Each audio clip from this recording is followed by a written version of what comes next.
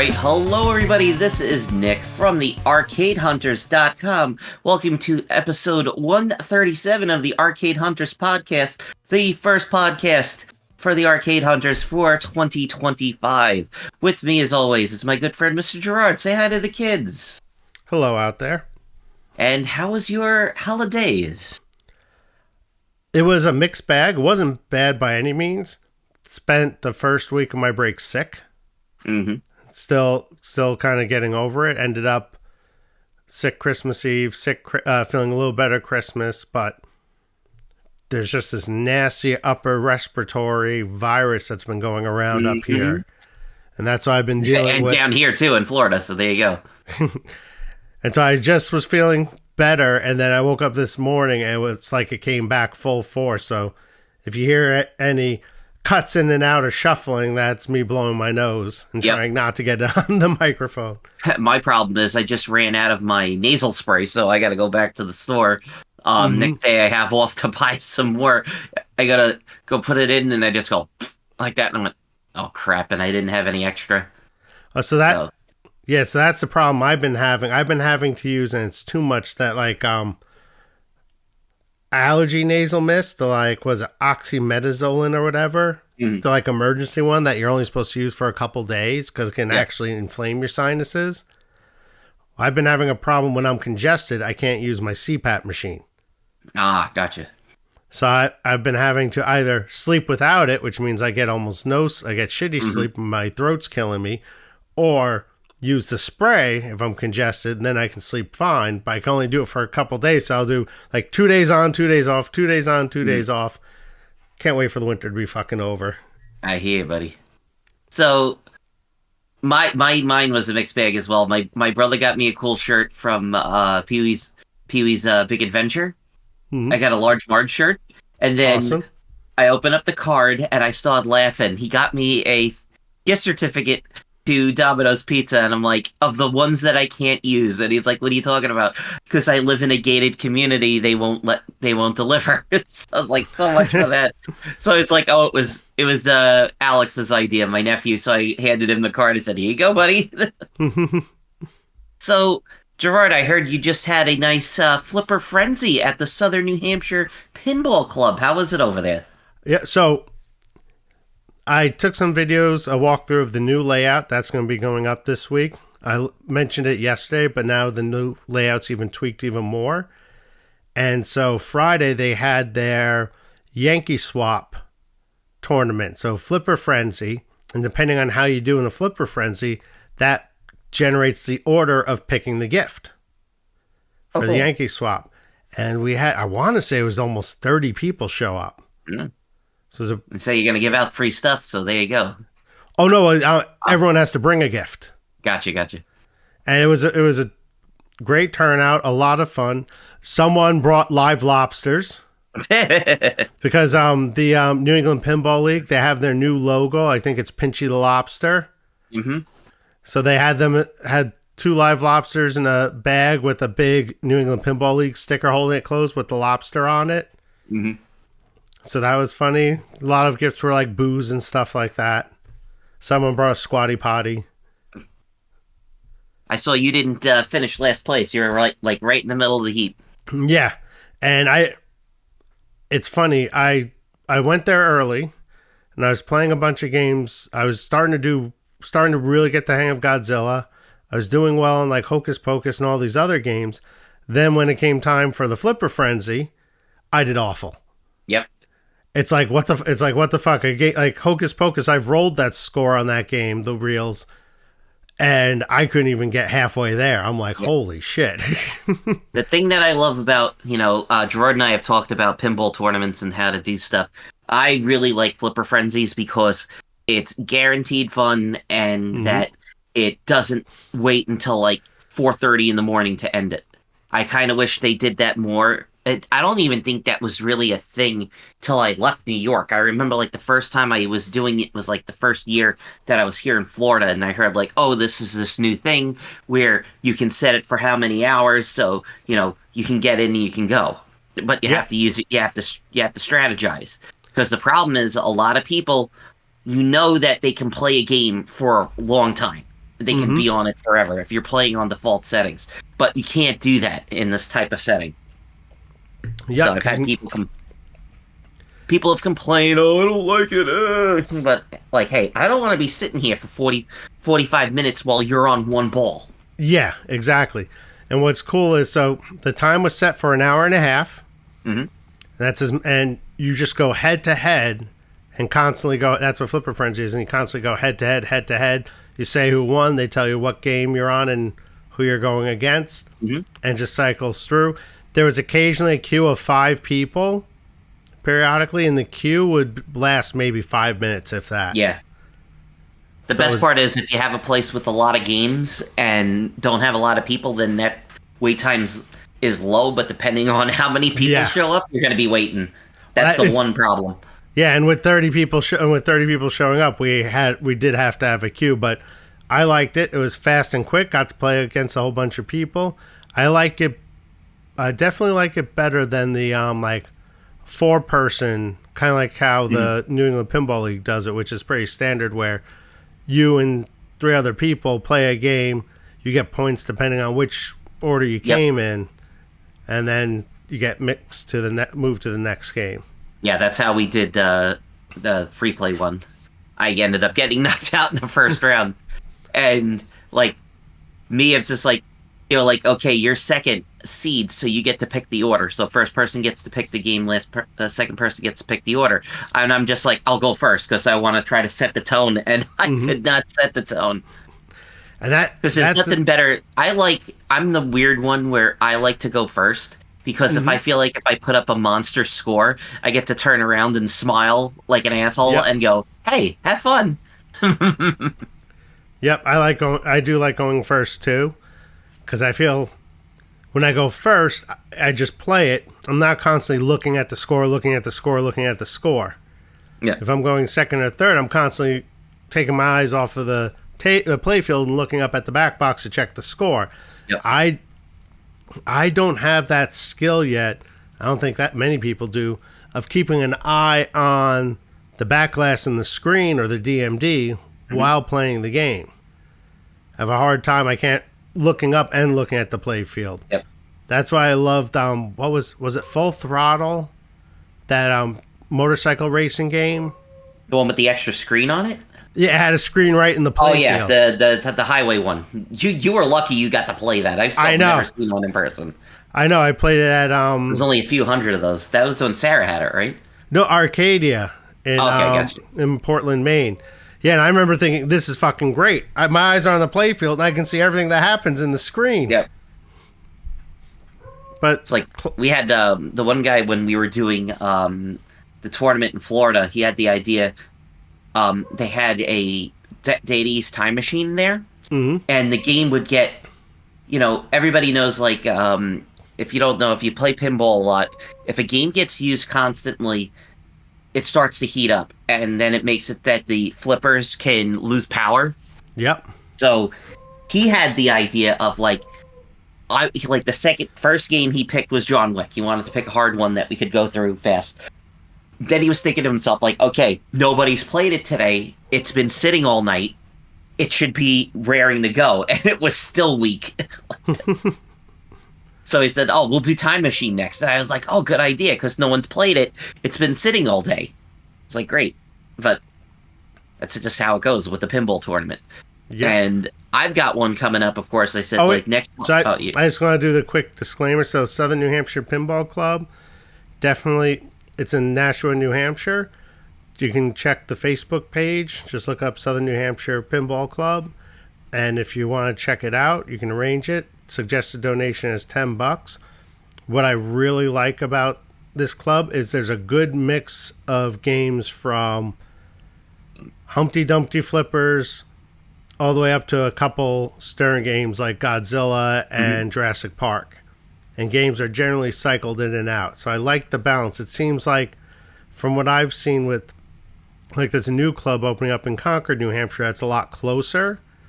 But when I saw the lineup, it was very heavy on Sterns. Not that many classic games. That's kind of like when people would go to the ones that we used to do at the pinball dudes or at Little Shop, and they would complain about the selection. I mean, like, you're in an authorized Stern Yeah, retailer. I said, what did you think it was going to be? that's a little different. Yeah, you're if you're a pinball shop, if you're a Yeah. retailer, you're going to be selling new stuff and occasionally the old game that comes in. It's not going. You're not keeping games for tournaments and play and gameplay. Mhm. But Yeah. yeah, so like Hotline, I think that might be the oldest game that they have right now. We used to have Doodlebug, Yeah. which was Oh, they pretty. love the doodle bug. Yeah, yeah, but They it's a love watching blast. it rocking back and forth and hitting the doodle. So next month for me, we've got Pinball at the Beach, and as always, our good friend Marshall has been announcing a lot of stuff. So the latest announcements that he made is Danny Dwight Sullivan is going to be there.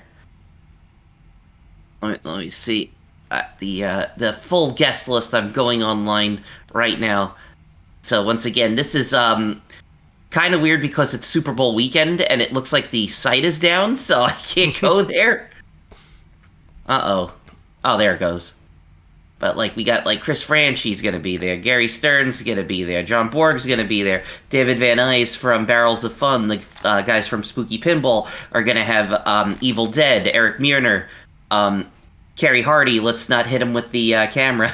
Let's not hit his camera while he's trying to record. They just announced Zombie Yeti, aka Jeremy Packard's going to be there. But the one thing that Gerard that he announced is that he is going to have every Jersey Jack pinball game, and he's going to have every Stern pinball machine that has Insider connected, and they are all going to be on Insider connected. This is probably going to be the first time that this has ever been done before, where every one of their games is going to be all available, all ready to play. So if you guys want to get some of those verified achievements, there you go. They're going to have them all. Everything from the first one, which is, I think it's probably Batman 66 was the first one that had the Spike 2 with the screen, up to the newest game, Dungeons and Dragons, which we'll be talking about later. But there you go. So a lot of cool stuff. That's cool. 'Cause I want to say Pintastic. A lot of the games, the Insider Connected wasn't hooked up or set up, which is kind of a bummer because, like you said, there's like Elvira. There's no Elviras around me to play. It was there. I was playing the shit out of it. So I was curious, to scan in and just see how my score pairs to other people and all that. And it wasn't connected. Yep. So we got some stuff from Jersey Jack Pinball. So first off, they finally finished Pirates of the Caribbean. So this has been like a long-running meme with them, is that they came out with this game. Now, you all know what happened. If you guys haven't heard about Pirates of the Caribbean, very troubled development with this, because we know it had a triple spinning disc that had the awards on it. They went down to one disc. People all complained.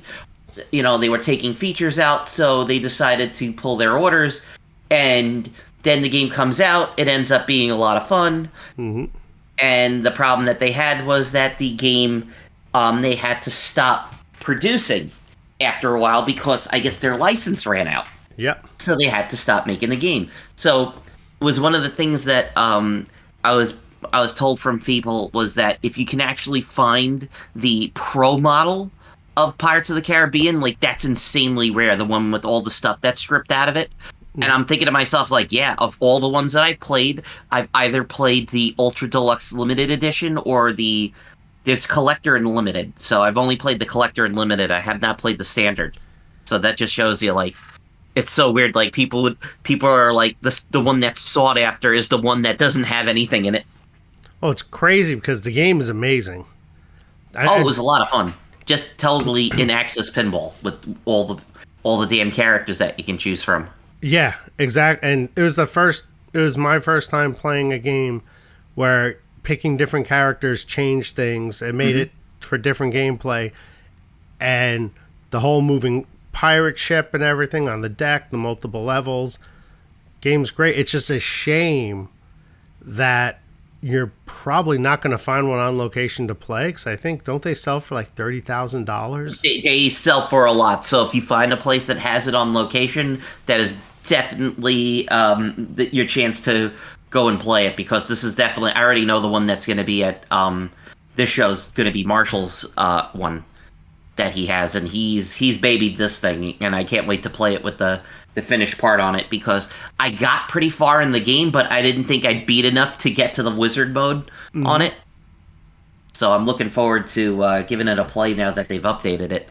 But one of the things that they did, Gerard, was that they keep putting out this picture where Jack Greeny is at a trade show, and behind him he's at like this licensor show, and behind him he's got 3 pictures. Now the first one is the Wizard of Oz, and then the other one is the Gene Wilder Willy Wonka and the Chocolate Factory. But behind him you can see Rupert Grint from Harry Potter. So everybody's sitting there wondering, he keeps taking pictures with it.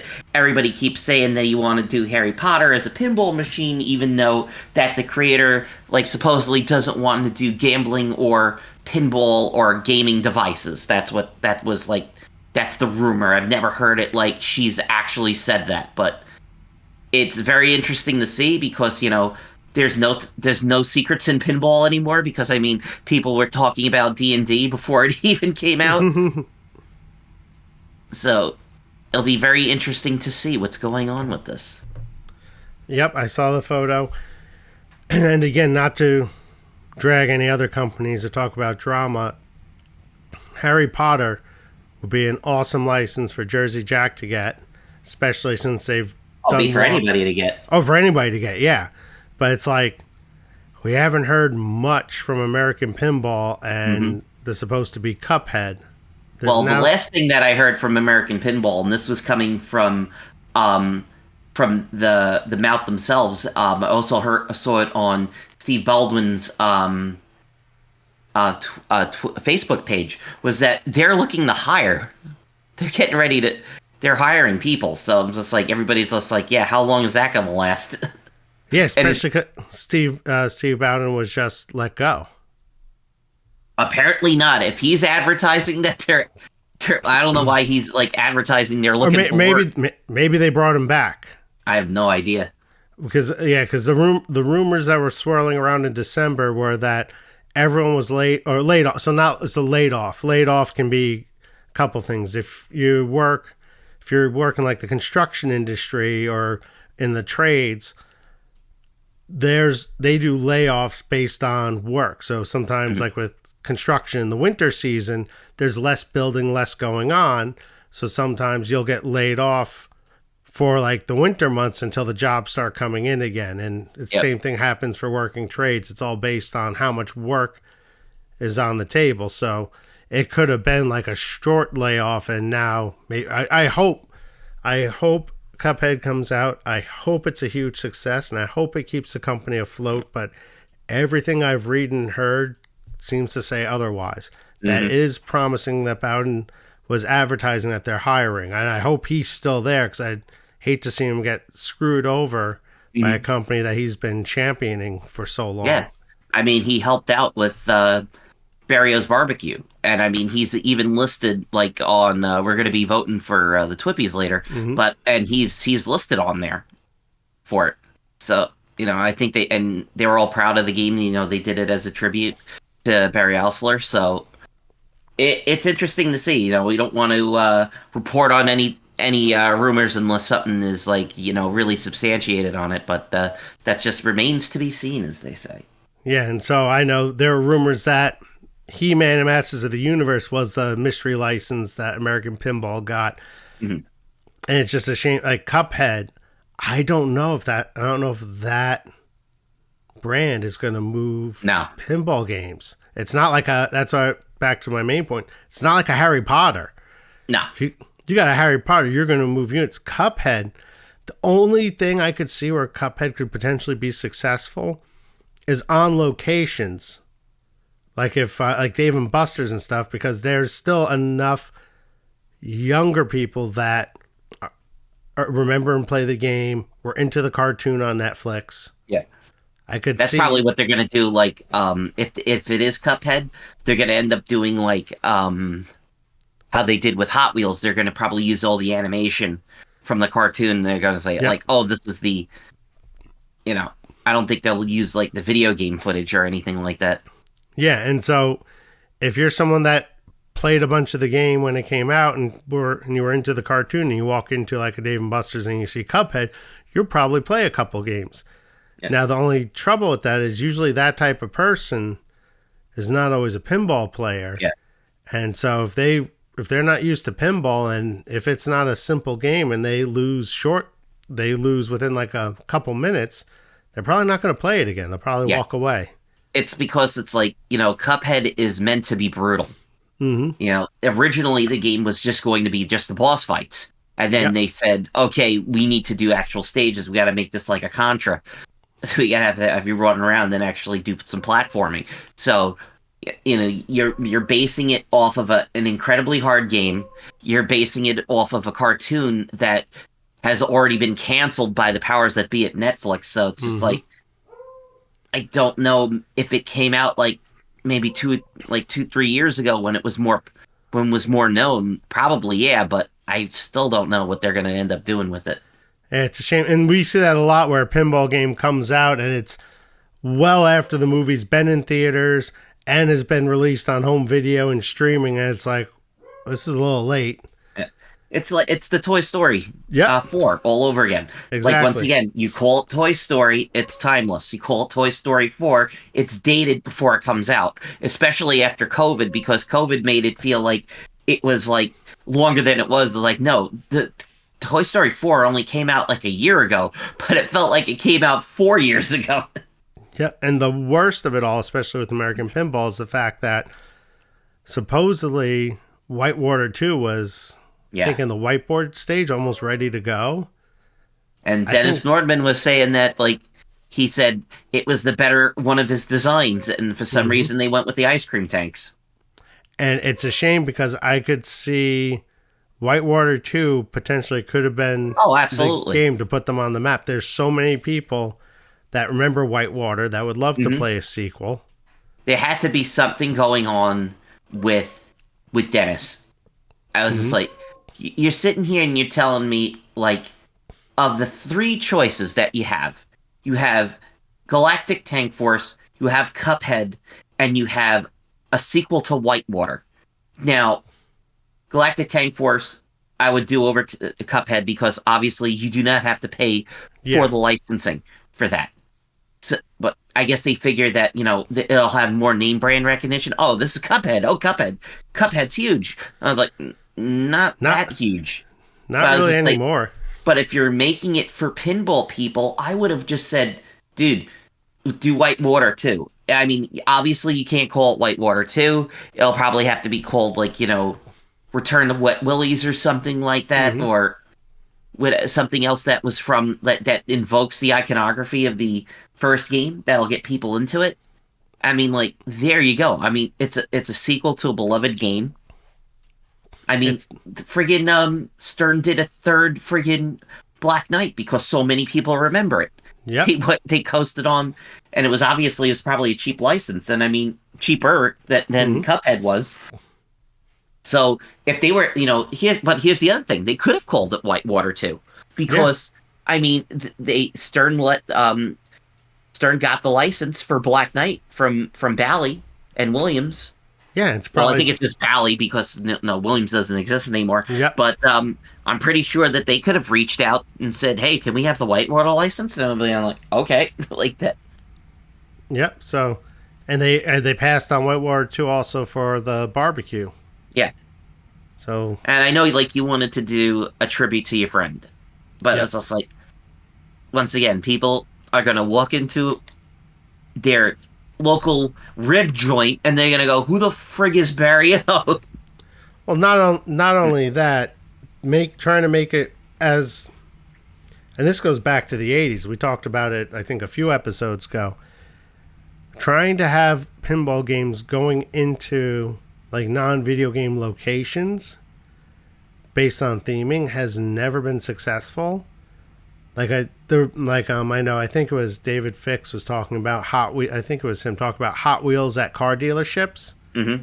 And I forgot who, I forgot if it was, oh my God, I can't, if it's Pat Lola or one of the old designers from the 80s pretty much said, they were asked that and they said, car dealerships will not do that. They said that they tried that and the car dealership said, we don't want any distractions when we're trying to sell someone a car. We don't need to hear the noise and the dings.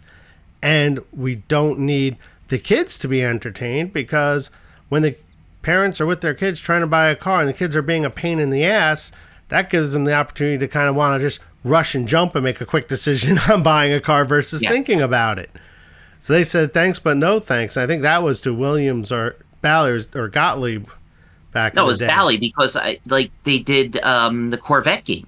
And it was the same thing with Stern. They did when they did Mustang. I don't know if Mustang, I had heard that some Ford dealerships had the Mustang game, and supposedly it did sell.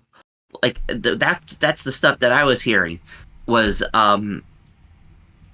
saying that people were buying, both. They were like, because it was the 50th anniversary of the Mustang, so you had like these Mustang super fans that were walking into their dealerships and they saw that they had, the 50th Mustang, so they're like, okay, I want to buy that. And then they were like, oh, how much is the pinball machine? Are you selling that too? And then there you go. That's different. That's connecting the pinball machine to a product during an anniversary time. Mm-hmm. That I could see. But like Hot Wheels, there's no cars at a dealership you can connect that to. Someone's not going to be there buying a car, buying like a let's say like the new like a anniversary Corvette or whatever, or like a Dodge Hellcat or whatever, and be like, you know what? That's going to look good. That's going to look good with the car. There's no connection. Mm-hmm. And then, of course, Galactic Tank Force and ice cream shops, that didn't work out. And because the last thing that you want someone is to like eat like a disgusting ice cream cone and getting their sticky fingers all over a fucking game. It's the same thing with the barbecue thing. The last thing I want to do when I have barbecue spare ribs and hot wings is to put my hands all over a friggin' greasy pinball machine. Yeah. I was like, I don't know what's going on. Speaking of, we also don't know what's going on. We got Stern is bringing back the Vault. Now, the Vault has been discussed many times before. Now, we always think of Disney with, you better get this once in a lifetime. It's the first time ever available on home video, but if you don't get it now, it'll be locked in the Disney Vault forever and ever and never return. Even though you can just go to like a Goodwill and there's like a million clamshell VHS copies of that movie all over the place. So, the games have to stop. They're going to obviously stop production. So this is their way of saying that, okay, we're done with these games for at least 2 years, which means, try to build up a little of that FOMO, the fear of missing out, and see if people want to buy more. So we're going to talk about the games they put in the vault. First one, my favorite game of all time, the one that will never leave my collection, is Deadpool. Now, Deadpool's been, like, I think that's, like, one of the longest running games on this list. Mm-hmm. Which, so, congratulations to, what's his name? I'm looking at George Gomez and the rest of the team, because that game, I heard that there was a troubled production with that. It was supposed to be made by somebody else, which we will not say his name. He must not be named in the pinball world. So he kind of like swooped in and finished it up, and it ended up being like a really fantastic game. And it just kept getting rerun and rerun and rerun.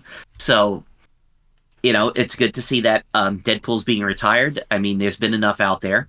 The other one that has been put into the vault was Star Wars. Now, they counted it twice. They put Star Wars and Star Wars Comic Edition, but that's another game that I couldn't believe that went on for that long, because it's Star Wars, it's powerful, it's got a huge license, everybody knows Star Wars, so That's cool that it ran for that long. Um, Another one is Keith Elwin's first game, Iron Maiden: Legacy of the Beast, has been put into the vault. Now, I'm trying to like I remember playing this back when I used to live in New York. That was like one of my first launch parties that I Mm-hmm. went to, and I ended up plunging the left lane, and because it was set in tournament mode, it automatically killed me because there's no ball save on it. Yep. And I wrote that on Facebook, and thank God that Keith Elvin replied back to me. He said, "Hey man, I'm so sorry that happened to you," but he said, "I will let you know that that is being added into the next code. It's going to be a secret skill shot, like Congo, because in Congo you can actually just plunge the left out lane, and that's a super skill shot." But that wasn't in the game. But another game that he worked on is Avengers Infinity Quest. So that's getting added into the vault. So that's going to be discontinued. Um, Another one that, since we were talking about him, Dennis Nordman, Elvira's House of Horrors is getting put into the vault. Now, this is another one that ran for a while, but we had multiple editions of this Yep. game. The red kiss, the black and white, the black and white kiss one. Well, the black and white kiss one was one. The super collector's edition, the one that came with the copy of her book and all the extra features on it that was purple, and then they had the other one. So Elvira's finally done. But what I'm very surprised with is Gerard. It only came out like a couple of years ago. Hmm. As Foo Fighters got added to the list. This is the one that I was very surprised with. I know That they added to it. we talked a little bit about this on the last show about, I believe it was on the last show, how some people are kind of saying that they think that the reason it's going in the vault is because of the quote unquote scandal going on with David Grohl. Yeah. And when I read that, I'm like, Jesus Christ, what did he do? And looked it up, and it was just like, not to downplay, but it was basically infidelity. It's like, Yeah. that's it. And he announced on social media that he's going to step up, be the dad, and help raise the kid. I'm like, so he made a mistake and he's owning up to it. I'm like, how is this a controversy? Yeah. I mean, It must have been, they must have just had the license for just a really short time on it. But it's just like, maybe that's why they have to force it out so fast. I have no idea. I also heard, who knows how true it is, Yeah. but it sounds like the game was not doing well on locations. Yeah. And I could see that, not because the game is bad by any means, but because of it's the I licensing. still have fun with mine. Yeah. The Foo Fighters. It's probably a combination of it not doing well on location and probably just that it wasn't doing well. And I know, which is funny because if you play it, I know my friend Don, he wants to get one. He might be looking for one at Pintastic, and he's not a fan of the music. He just loves the game. He loves loves the whole 70s Saturday morning cartoon aesthetic, and the game plays great. Yeah. Even me, I'm not a big Foo Fighters fan, but it's probably my favorite of the music games. That would be number one, and Iron Maiden would be number two. And the big difference is with Iron Maiden, I actually like Iron Maiden. Yeah. The music, that is. But so it's like they didn't say Rush, so I guess Rush is still kind of might be in the mix for this because like there's still a couple of games that aren't even on there. So it's just like, let me go check one thing real quick. We're gonna go to Stern's. I think Rush has been selling well.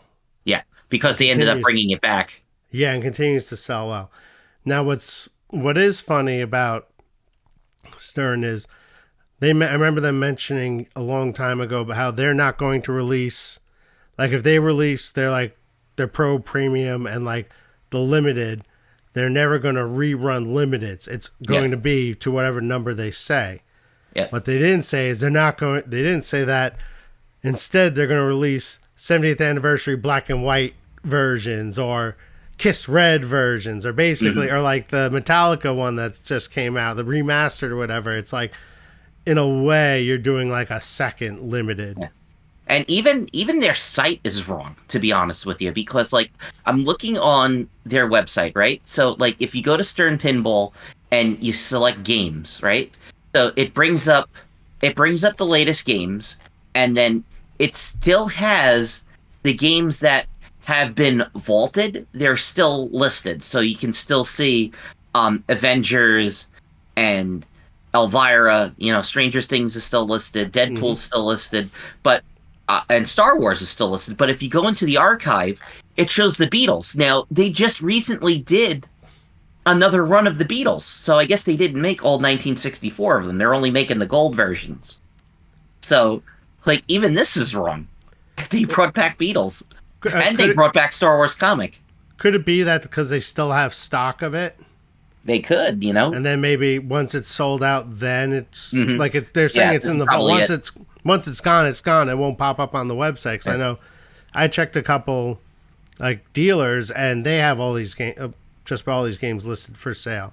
And the other thing, which is kind of funny with doing the whole vault method, and it could be trying to, create that FOMO like you're saying. The price of pinballs has dropped pretty drastically, and you can find a lot of these Whoa, games. You can find a lot of this these games for sale on Pinside this and other some. Oh places. yeah. Oh okay. I was saying wait, didn't show Foo Fighters, but yes, Foo Fighters is here. I see it. But yeah, it's got like a lot of all the games are listed now. Everybody's saying, "Oh, what about John Wick? What about Venom?" I was like, "No, Venom is still like a darling on location. Yeah. John Wick, they still haven't even finished the code yet, so I would say that I think more people probably have Foo Fighters than John Wick. That's for sure. Yeah, there's a lot of people that bought. There's some people selling like I think it's the premium or limited John Wick's taking like willing to take like a $3,000 hit on it. Yeah. So it's like we still have Black Knight, Sword of Rage. You have Jurassic Park, because that's another one where there's so many editions. Hmm. Stranger Things has not been vaulted, even though they brought it back because everybody thought like, oh, this isn't coming back. Mandalorian, that's definitely going to stay Yeah. because that's darling on location. Like, I mean, he hasn't posted a video in a long time. I still think he does. John, Black Dog 7, Hmm. because he was talking about when he was doing like some location stuff. Like when he put Mandalorian in there, they said the people were going freaking crazy for it because they see the baby and they're like, "Oh my god, we got to play it." Yep. You know, Venom obviously I heard is a darling on location. People love to play it because they want to continue and start playing on it. And Uncanny X-Men, John Wick are still being worked on, as well as I get it with they got rid of Elvira's House of Horrors because that was their quote unquote studio game. Hmm. And that's like games that they can run whenever they want. And now Metallica is going to fill that void Yep. for that because, obviously they probably blew out of the collector's editions like really fast on Metallica. That was without being said. So they can just run the premiums of Metallica whenever they want and people are going to buy it. So are you ready to talk about the new one? We got to talk about because that was Yes. the thing that they were talking about. Like they watched, I think it was a Loser Kid Pinball podcast where they had Seth, who's the Yep. owner of Stern, came on and said that oh there was too many choices. Like somebody would go to a dealership and would see all these games, and I'm like, yeah, whose fault is that? I Yeah. mean, it's just like how many months ago did we have Metallica announced, and then you announced Dungeons and Dragons? I mean, Uncanny X-Men is Hmm. still like still in the works. They're not even finished on the code, and then you bring out two after that. You have Don't Dungeons and forget that Dragons. John Wick's not even finished on the Yeah, code. You bring out three after that. yeah. Some of this could also be pinball sales have slowed. Oh yeah. So it could be backing off on production. It's not Yep. like it was during COVID, No. and people aren't just buying games and holding them onto them brand new in box to resell for more money, like what was happening during COVID. So it could be a cost measurement. Yeah. The more games you have on a line being produced, that's taking up all the lines. That's spreading out. That's more workers. Clearing some of those games off and focusing on a smaller number of games on the line. Hmm. That would be my guess for this recent throw them in the vault. Yeah, I think And, like the only one that'll like still sell for good money new in the box is Jaws, mm-hmm. because everybody's just waiting because like he's probably next up because we got Borg. You know, well Borg. We have Keith Elwin, I should say, is next Mm-hmm. up because you go Borg, Eddie, and well, I mean John Wick was a new team, so It's a Brian shame Eddie, Brian because Eddie. John Wick shoots great. It has some great shots, but the code. They got so into all of the bullshit.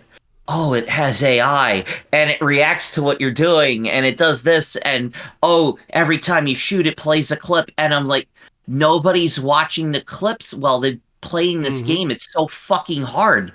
Yeah. Because like when you actually sit down to play John Wick and you see how tight the shots are and how hard it is, like you are not paying attention to see which scene from which movie they have Keanu Reeves shooting Yeah. a random thug from.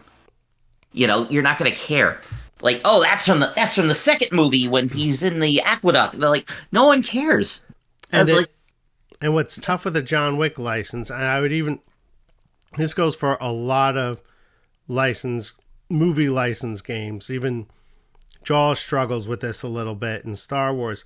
It's hard to build a pinball game that you can't have it really follow the story mm-hmm, because you can't do shots in order. So it pulls from different scenes from all the different movies, and if it kind of feels like a mishmash. Like when you play Jaws, sometimes one of the first things you do is the scars, or it's attaching barrels to the shark, mm-hmm. and then all of a sudden it's night swim, and then it just feels kind of disjointed with the movie clips and everything.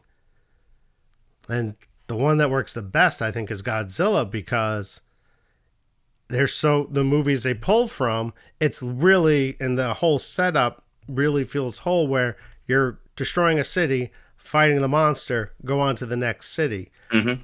I played a lot of Jaws over the weekend, and I still could not get. I love the game, but I still could not get into well, I'm bounty hunting for this shark or this shark first, and I got to build up. It's like Yeah. if I'm bounty hunting for a tiger shark, why am I seeing Bruce Yep. attacking the boat? Because that's what they have the Clips pictures. of. That's what Yeah, they have the clips of.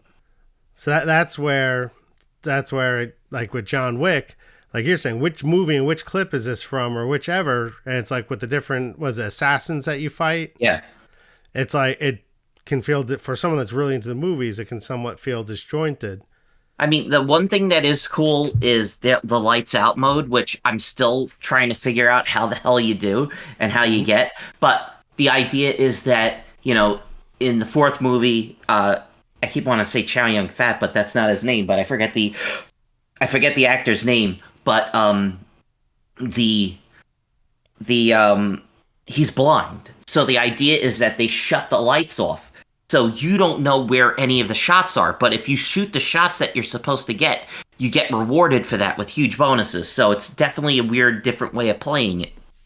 Mm-hmm. But it's not like it doesn't say, like, the version that I was playing at the last time I played it was over at the Free Play Florida. It didn't say like lights out is ready, but they have since updated a new code revision, so we'll be able to see. I really want to see what they work on because, I love the guys that are working on it. And, it's just, I think they just got the raw deal because, like, you get a game that doesn't have any nostalgia to it. I mean, it is a great action movie. And then they had to deal with all the gun bullshit. Yep. Which it's just like, does it really matter that there's no gun iconography? And then everybody, when they make their mods, they have to have guns on it. Oh, we have to have the gun. And that gun stuff is so stupid because there's plenty of gunshots and stuff in the actual game, in the back glass, in the screen on the back glass, and the sound and everything. The only one thing that I will not complain about is the gun shooter mod, which I'm pretty Mm-hmm. sure we're going to be Yeah. talking about later, because that's ingenious, and Mm-hmm. still uses the actual plunger on it. So, we talked about that before. But Yep. let's because we got a lot to talk about, because Yeah. we got a brand new game finally, which finally after another month. Finally, I'm like, we I was just just had like it 3 new games not within less than I a was just year. like 2 months ago, I went to the friggin' pinball the pinball show, and they had Avatar and Metallica. So it's just like, yeah, here's another game. So from lead designer Brian Eddy, who we know from the Attack from Mars and a couple of other great games, and of course the dungeon master himself, Dandy Dwight Sullivan, we have Dungeons and Dragons: The Tyrant's Eye.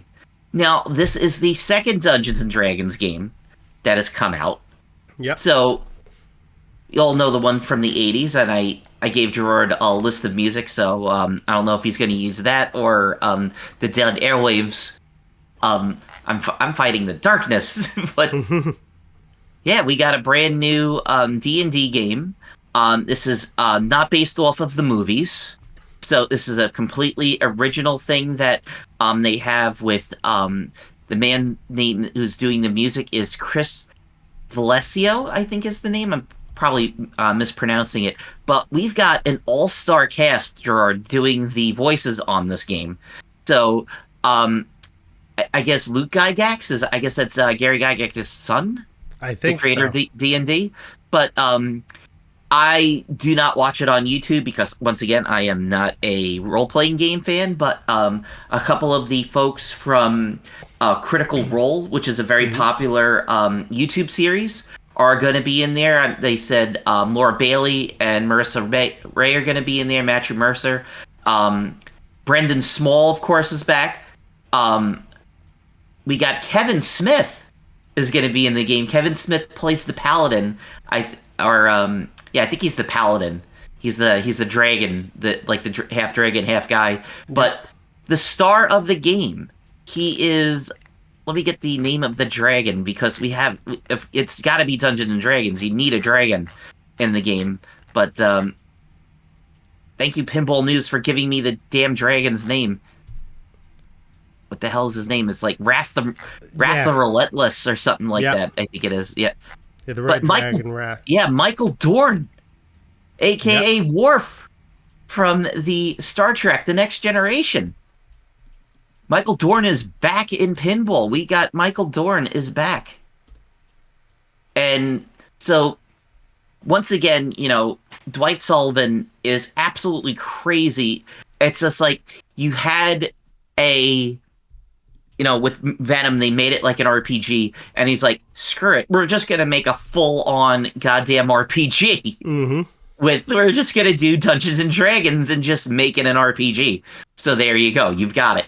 So we had the teaser trailer, and we also had it was very smart for them to do. I was getting so pissed with this, because whenever Stern does their game reveals, they always put out the minute-long trailer, right? That shows you the premium LE only.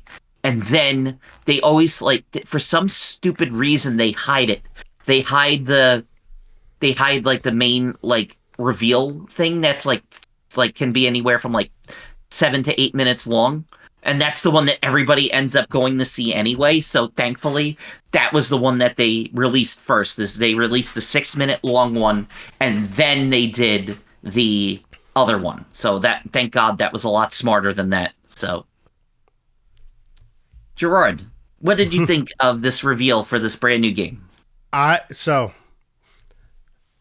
before watching the gameplay reveal, the stream last night, I texted you and said, just based on the trailer and everything that was released, this looks like a Pinball FX game brought out of the video game and into a pinball machine. Yep. And after watching the gameplay, the stream last night, that seems exactly what it is. So with Pinball FX, or even like the Metroid Prime pinball games, there's always It's half video game, half pinball, and it's like you're trying to play a video game and control it through pinball Yep. with a lot of the events and actions. And that's exactly the vibe I was getting when, like, you're in the dungeon doing the dungeon crawl, and different shots have you go forward, left, and right. The different players and how you level up. You start somewhere on the map and you can go to the different areas, and that there's an end game with the 3 different endings. You can save and continue where you left off. So if you already completed different objectives and different areas on the map, you can continue playing even after you lose. And that was just the big vibe I was getting. Mm-hmm. And it seemed very slow and methodical unless there was a multi-ball. Yeah. There's a lot, and it could have just been, I forgot his name. Is it Alan that was playing it last night? Nick. It could have just been, it could have just been that he's that good, and so he's pausing to hold the ball before doing the shots. But I was also getting the vibe that that's how you have to really play the game. Mm-hmm. Well, the thing is that it was the one thing that Gerard and I talk about every time Stern does a reveal trailer, is that nobody can agree on how they like to do it. Some people just want them to just play the game. We just want to see you just play the game, just try to enjoy it. Other people like when they break it down and they show, okay, this does this does that, but no one can be happy. So this was kind of like a median between that, where they recorded a 12-minute long, was 16-minute long video? I think it was. It was total 16 minutes. So funny thing about that, I didn't watch it live. It wasn't live either. It was already pre-recorded. So, well, that's okay. Yeah. So I thought it was going to be live. No, and it wasn't live. It was after the start time. So when I went to find it, that 16-minute video kept coming up and called gameplay. I'm like, what? Are they not doing the stream? Where's the stream? And it was already, and that's what I realized after I watched it. I'm like, oh, that was it? Yeah, because look what happened with the one for the X-Men, because they played it live. They were wearing costumes. No one could hit any shots. Everything, the ball kept flying off the ramp and stuff like that. So it didn't make the game, it didn't have the game in a good light. So they ended up having to do a produced video where they didn't have costumes on. They could actually see what they were playing, So it's just like, the video was of the dragon area was not good at all. It was completely washed out and made the dragon look. So in the trailer, the dragon looks like a cool detailed toy.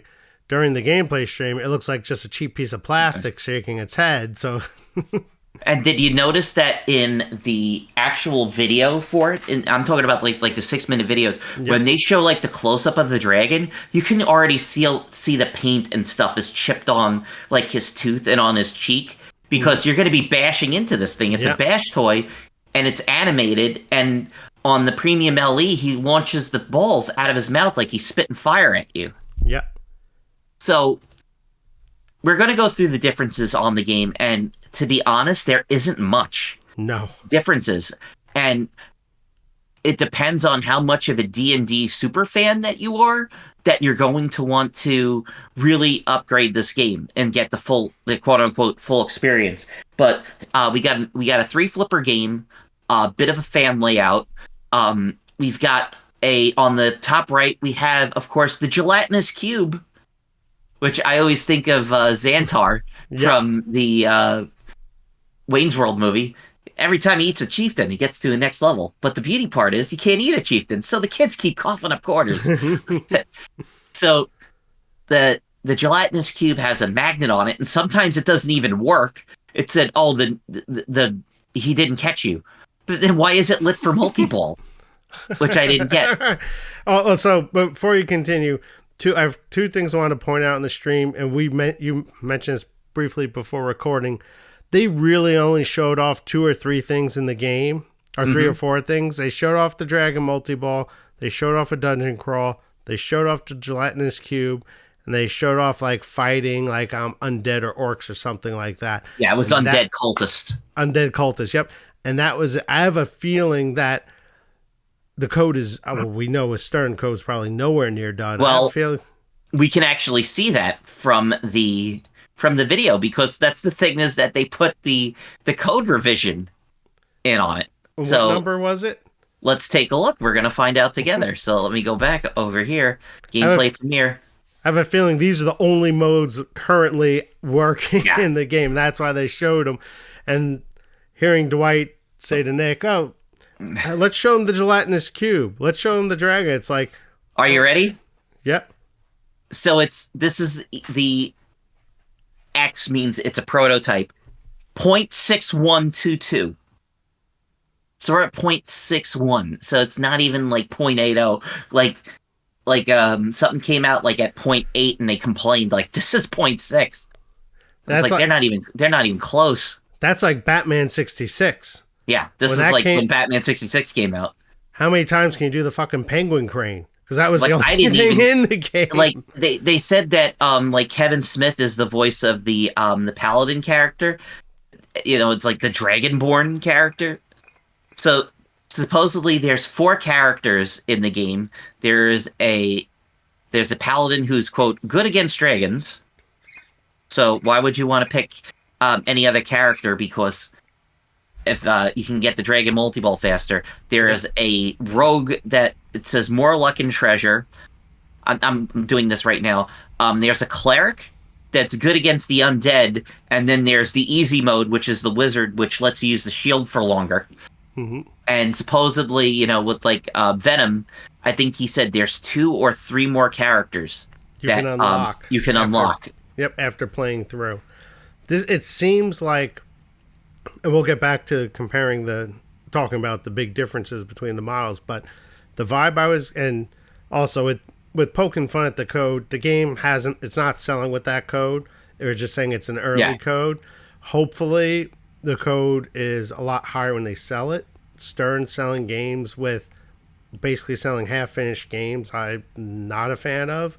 Yep. Because we've seen with some of the games you spend like $7,000 to $13,000 on the game and it's unfinished. That's just crazy. And then they had the problem because they changed up the release schedule. That was something that I don't know if we talked about it, but I heard a couple of folks talking about it because it always used to go. The pros came out first, then they did LEs, then they did premiums, and then they went back to pros.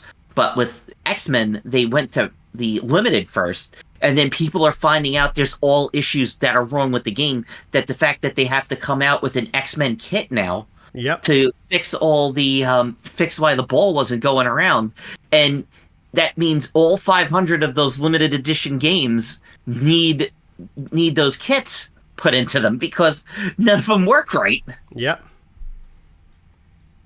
So I don't know if that's what they're going to do with this. Are they going to release the LEs first before they go to the pros? I think so, because that's what they're showing off. Yeah. Well, they always show the LE off. They always want to show the one that has the most stuff in there. They're not going to show off a pro on the first stream. That's well, here stripped down. Yeah, but give me 1 second.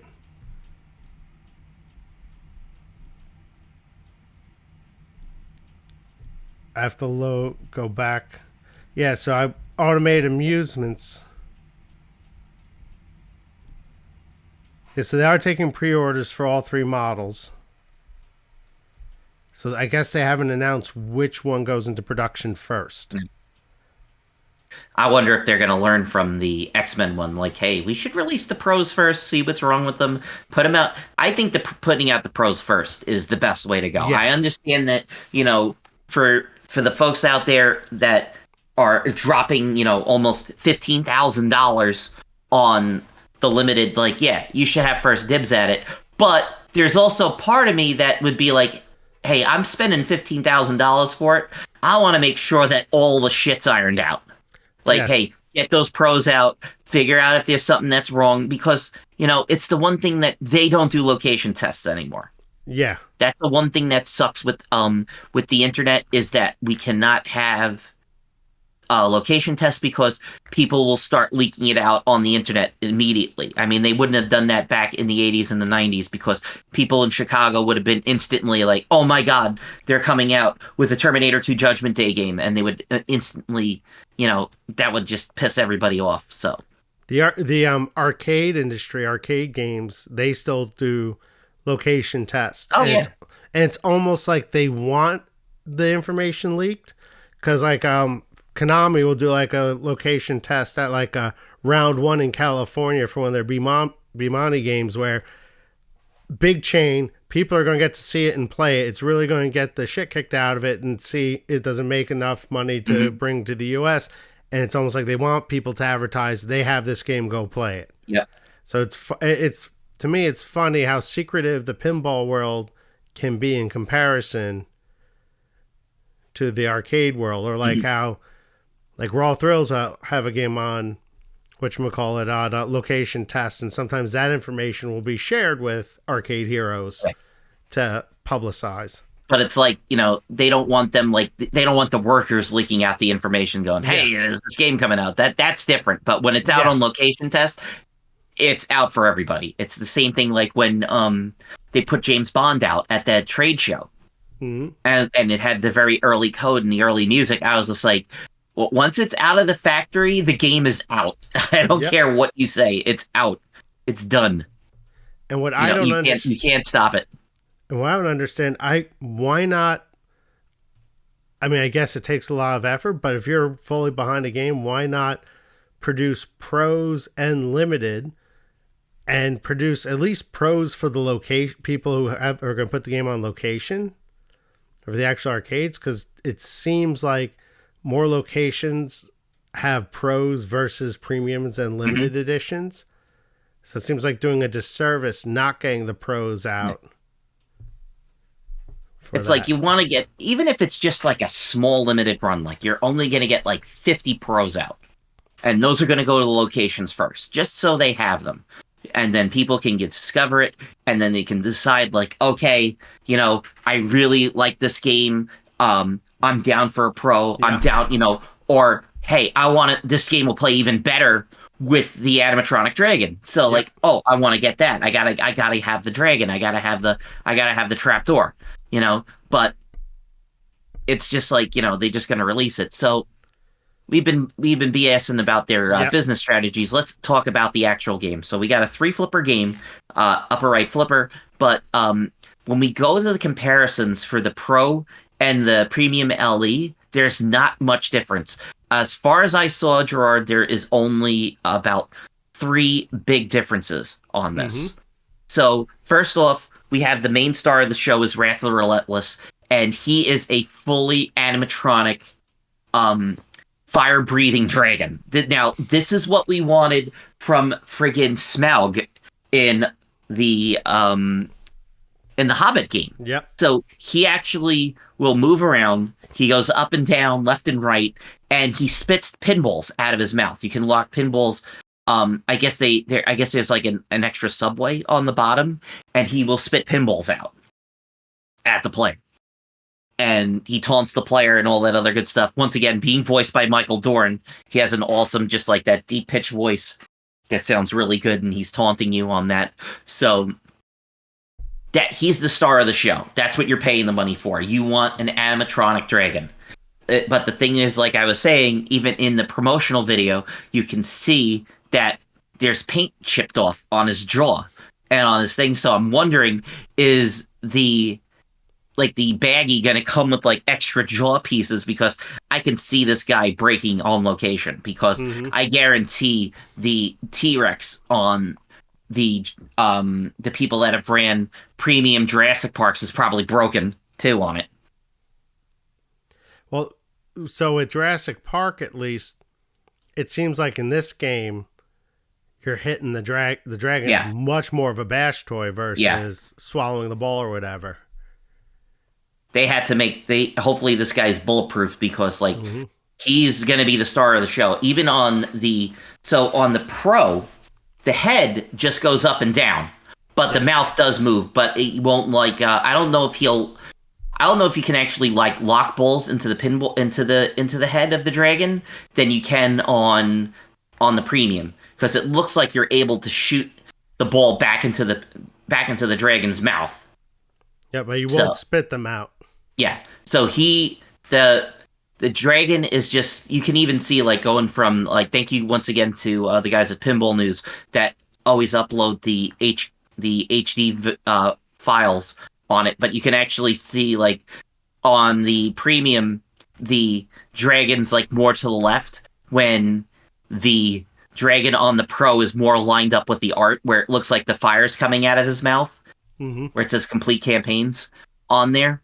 So the dragon is the star of the show. That's what you're paying the extra money for.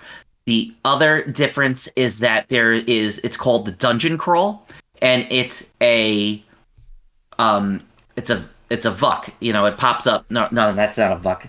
The behind the spinner is a vertical up kick, but it's a trap door that lifts up from the playfield. So we talked about that previously in the last podcast with the Evil Dead machine.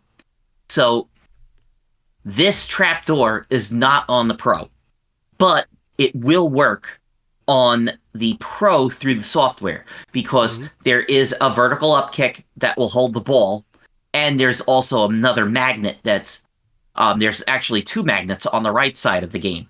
So and also I think there's another kicker that's on the left where there's a shopkeeper. They call him Fizmo. So if you shoot into there, I'm probably sure it'll hold the ball, and then you'll be able to do the dungeon crawl. And the other difference that I saw was that the Pro is 6 balls, and the Premium LE is 8. And that's probably for the dragon spitting the balls out as fire. He's probably going to have, like, kind of like in Star Trek The Next Generation, where, like, they had kept some extra balls in it, so he kind of, like, it'll, like, reload. So, you know, like, the player doesn't see it. Yep.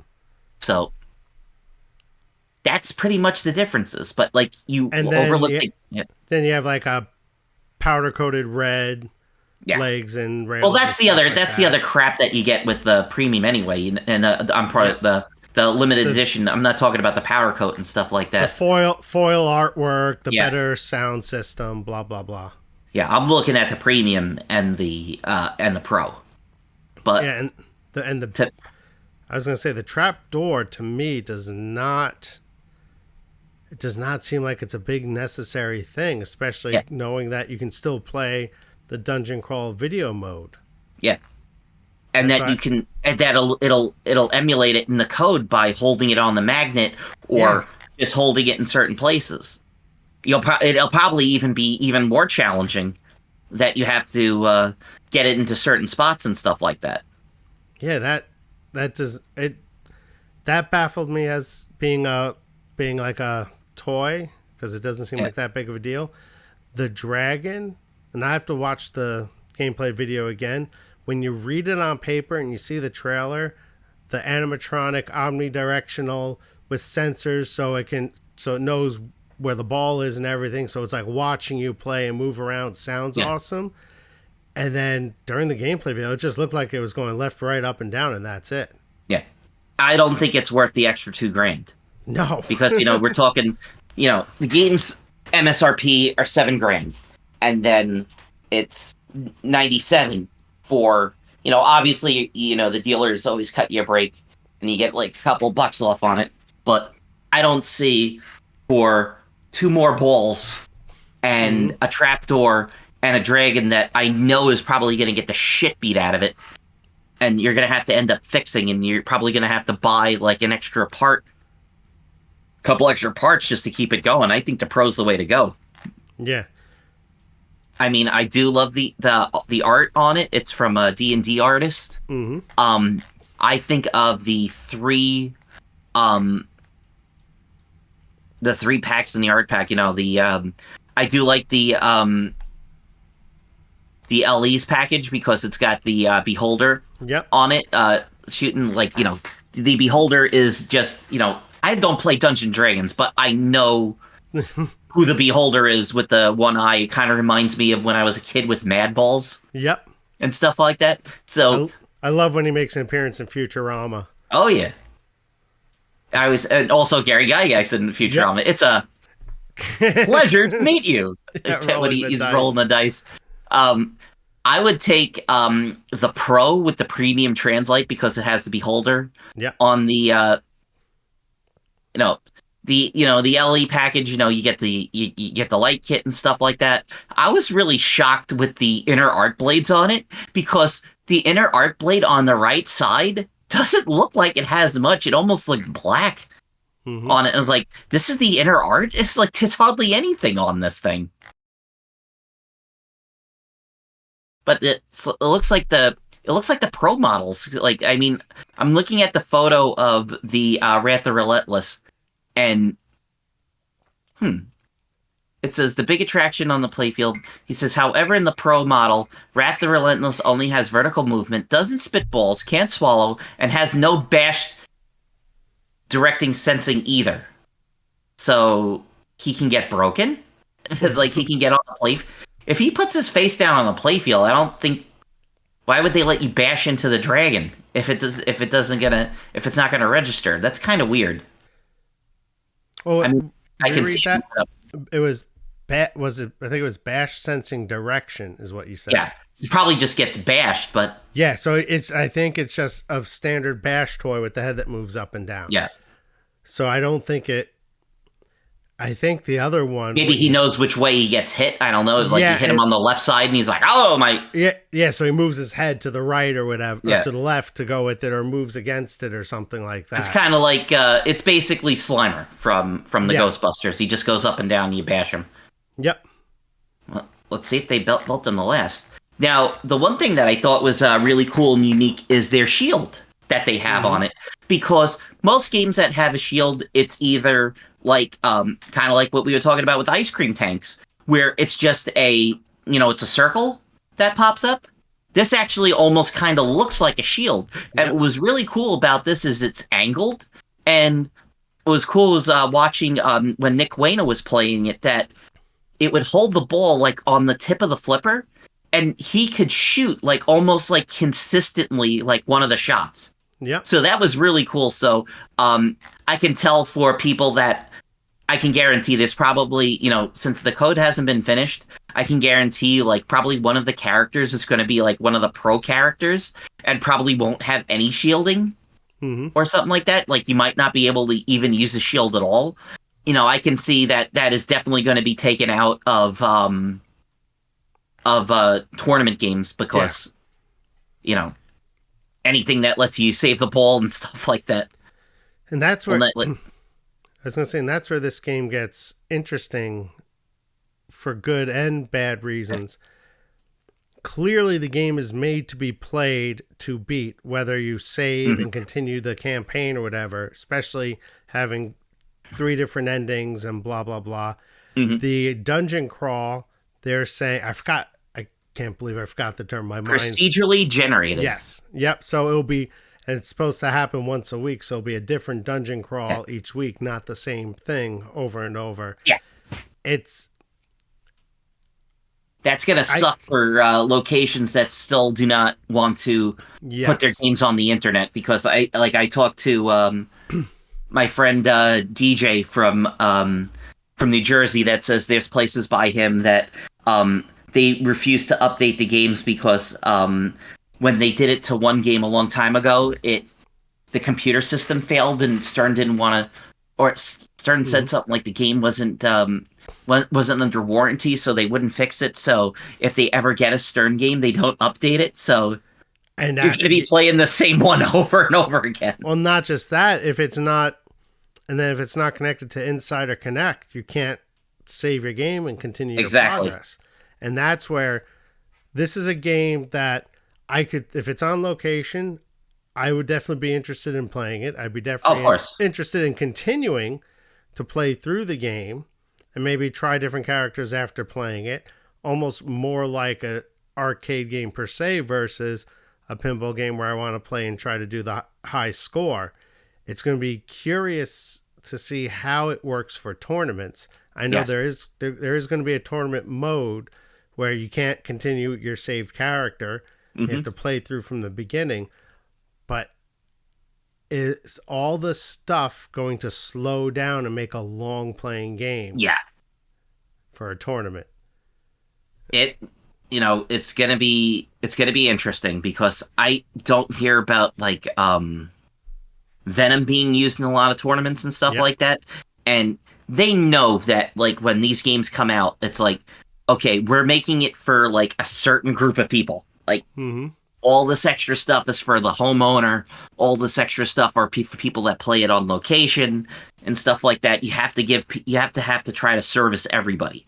And you also, Yep. you have the hardcore tournament players that are going to be like, they don't care about leveling up. They don't care about getting a javelin or something Yeah, like that. yeah. It's like they just want to find a way to score the most points and open up the game and just score points. I Yep. mean, that was the thing that I always think about with Dwight is that he is the guy that it's the person out there taking the most risks. He always does these weird, unique games, with these extra characters and stuff like that. I mean, we were talking about that with Pirates of the Caribbean. Here's all these characters. But the problem is, we got to talk about, what they say on the internet, the meta. The meta changes. So there's going to be that one overpowered character that everybody's going to play as. So if like that one character that says they get more bonuses and more treasure, why would you want to pick that over somebody who has a longer shield time when Yeah. if the game is so easy, you don't really even need to use a shield? I mean, it's the same thing with Star Wars. When Star Wars came out, they would tout it at, oh, it has all the 4 different characters, and the characters you can play modes from scenes they were in. If they weren't in the scene, like you don't do that. You don't do that thing. Like you don't do Escape from Cloud City as Luke Skywalker, because Luke Skywalker wasn't there. That's a Princess Leia and R2-D2 mode only, because they were in that scene.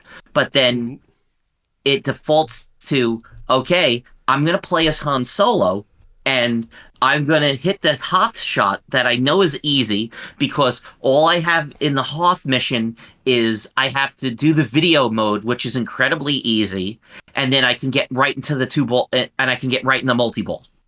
Yep. And the other thing with that is that there's the stand-up target where you're hitting the TIE fighter. So everybody, they collect TIE fighters. So you can do the TIE fighter multi-ball with the Hoth multi-ball, and there's your points. And that's how pretty much everybody plays Star Wars now. Yep. Everybody does Han Solo. They go for Hoth. They do the video mode because it's easy. And I was like, I started doing that, and I saw other people that were a lot better than me doing that. And I was like, well, I guess that's the meta now. Yep. And with Dungeons and Dragons, at least, if you're not playing for tournament and you want to try the different characters, see how they play, and play through if it can actually create a separate experience for each character. I mean, that's like rolling as a different character or player in Dungeons and Dragons. But when it comes to tournament, it's always going to be like you're saying, who's the Han of Dungeons and Dragons? Yeah. Who's Han Solo? Who's going to end up being the strongest character? And this is the one that we're going to pick. Is it going to be the Paladin because the Paladin because he has he can kill the dragon faster, and then you can get in the multi-ball? Mm-hmm. Or is it going to be one of those hidden characters that you're not going to be able to use because you can't save your progress? So that kind of sucks, is that you have these 3. It's the same thing with Venom. Yeah. I still have not figured out how to unlock the other 3 characters. And other people like, oh yeah, I've got them. I had them all like the first day that I started playing. I was like, I don't. I was like, oh yeah, everybody uses Hulk. It's like, well, I don't have the Hulk. Yeah. So it's one of the things that like it remains to be, like I say, it remains to be seen, because we still have to see how this shapes up. Like we said, the code is incredibly early. I really hope that they keep updating the game. I hope they'll do a live stream of it so we get to do more and see more of it. So it'll be interesting. We'll see what's going on. So finally, Gerard, we got to end it off. We're going to be voting for the 2024 TWIPYs. Yep. So the TWIPYs are out. They're going to be doing it live at the it's in Texas, one of these Texas at the Wormhole. So they're going to be doing it at Wormhole over there. They're going to be having a live celebration. So there's a whole bunch of stuff that you can vote for. So Gerard, do you have it open? Are you ready to do it? Yep, I have it All open. right. So are you kidding me? For Content Creator of the Year, it comes up Arcade Hunters is first. I don't know why. So I'm gonna go through and Gerard, you got. I didn't already put my vote in, but there's dude. Where's my code? How about that? The guy from Flippin' Out. Um, Yeah. I'm gonna go for Fox Cities. I won't vote for. I'm not gonna vote for ourselves. That's the one thing I'm not gonna vote for ourselves. You vote for yourself. I'm going. You did that last year. I'm going to vote All right, for yeah, well, we're putting myself this Arcade year. Hunters. We're the first choice. Put Arcade Hunters in. Confuse everybody. I'm not going to Texas to pick up that statue. Wow, Canada's on here. Ugh, I'm surprised. Well, I think what TWIPY's is not the one that's followed by the guy from Flippin' Out Pinball. So they will put it on there. Content creator. Oh. I thought last year he wasn't on it. I thought Or maybe they're from somebody else. I'm not sure. Yeah. So I'm putting for number 2. I'm putting my friends over at Fox Cities Pinball. I'm putting them on there. I did Nap Arcade for number 2. Did Nap Arcade for number 2? Yeah. All right, I'm gonna do Nap Arcade for 3. So we have Arcade Hunters, Fox Cities Pinball. They do a lot of great stuff, and Nap Arcade, absolutely awesome for Jason. I was thinking mostly like podcasts and stuff. So we got Breakout Creator of the Year. Well, there's a podcast section. Okay, gotcha. There's a little double dip. Well, we're gonna put that in. Yeah, we got a double dip. That's why I did. Okay, we are there for podcasts. Yay! Yep. All right, we got Breakout Creator of the Year. Unfortunately, I do not know any of these folks except for 2.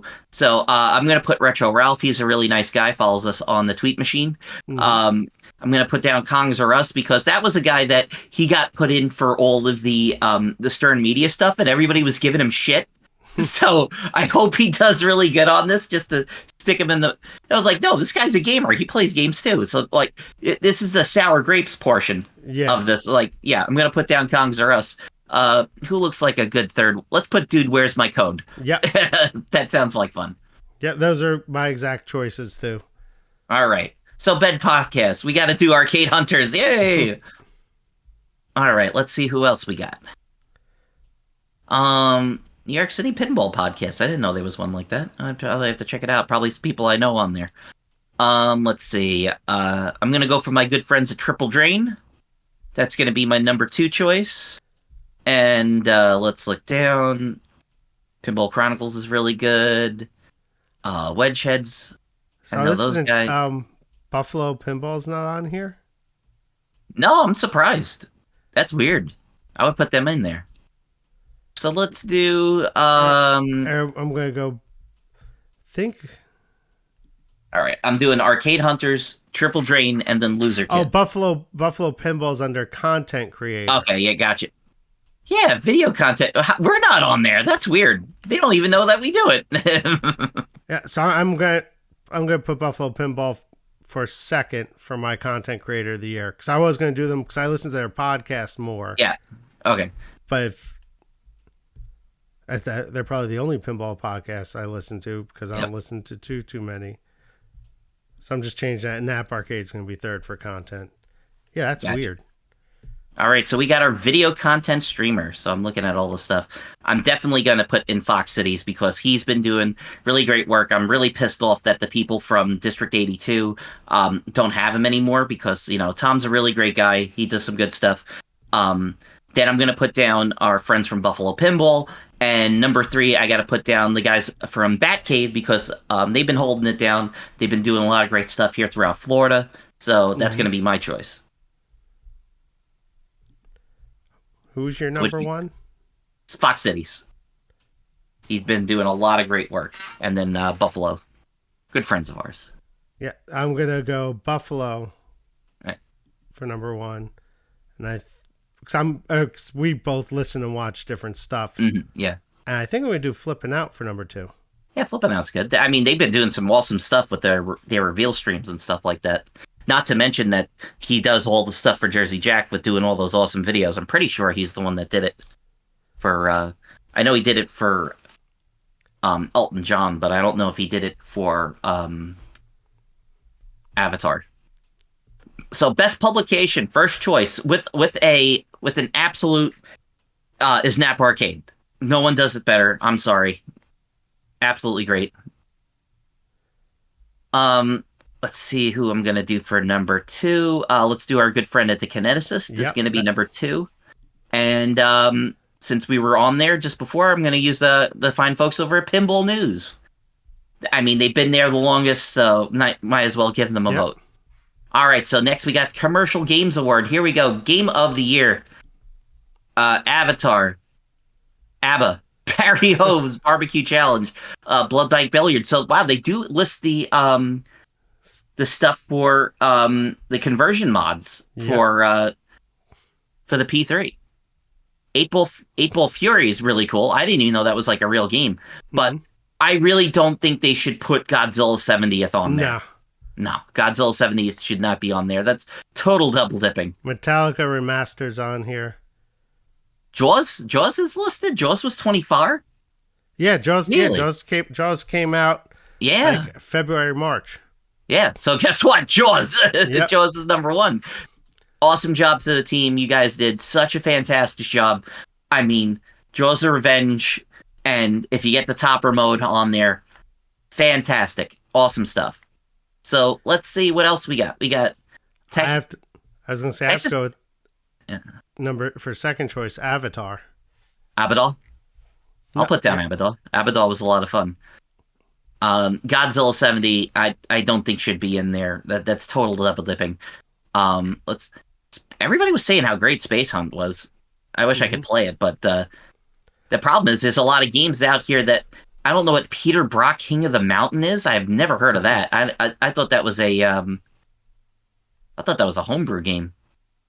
So I'm going to put Metallica Remastered. I know it's kind of double dipping, but I did get to play it. It's a lot of fun. I'm gonna put Princess Bride for number 3. Princess Bride. Okay. I like to vote for the ones that I've actually played. Oh yeah. So I've played a lot of Princess Bride, and Princess Bride is the game that made me realize the P3 system can be fun. Oh yeah. The other game, I did not care for the Weird Al game. Mhm. I think I played Heist. There's another game I played on it. Didn't really care for it.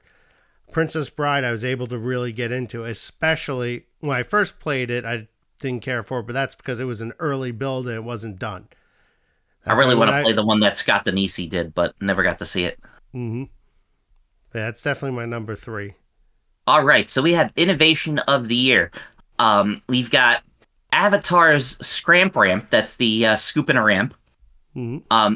The Bash Lock. Oh, this is an easy one. Jaws the Revenge Challenge mode. Oh, God. Sorry, guys. I was like, I see that. I'm like, yeah.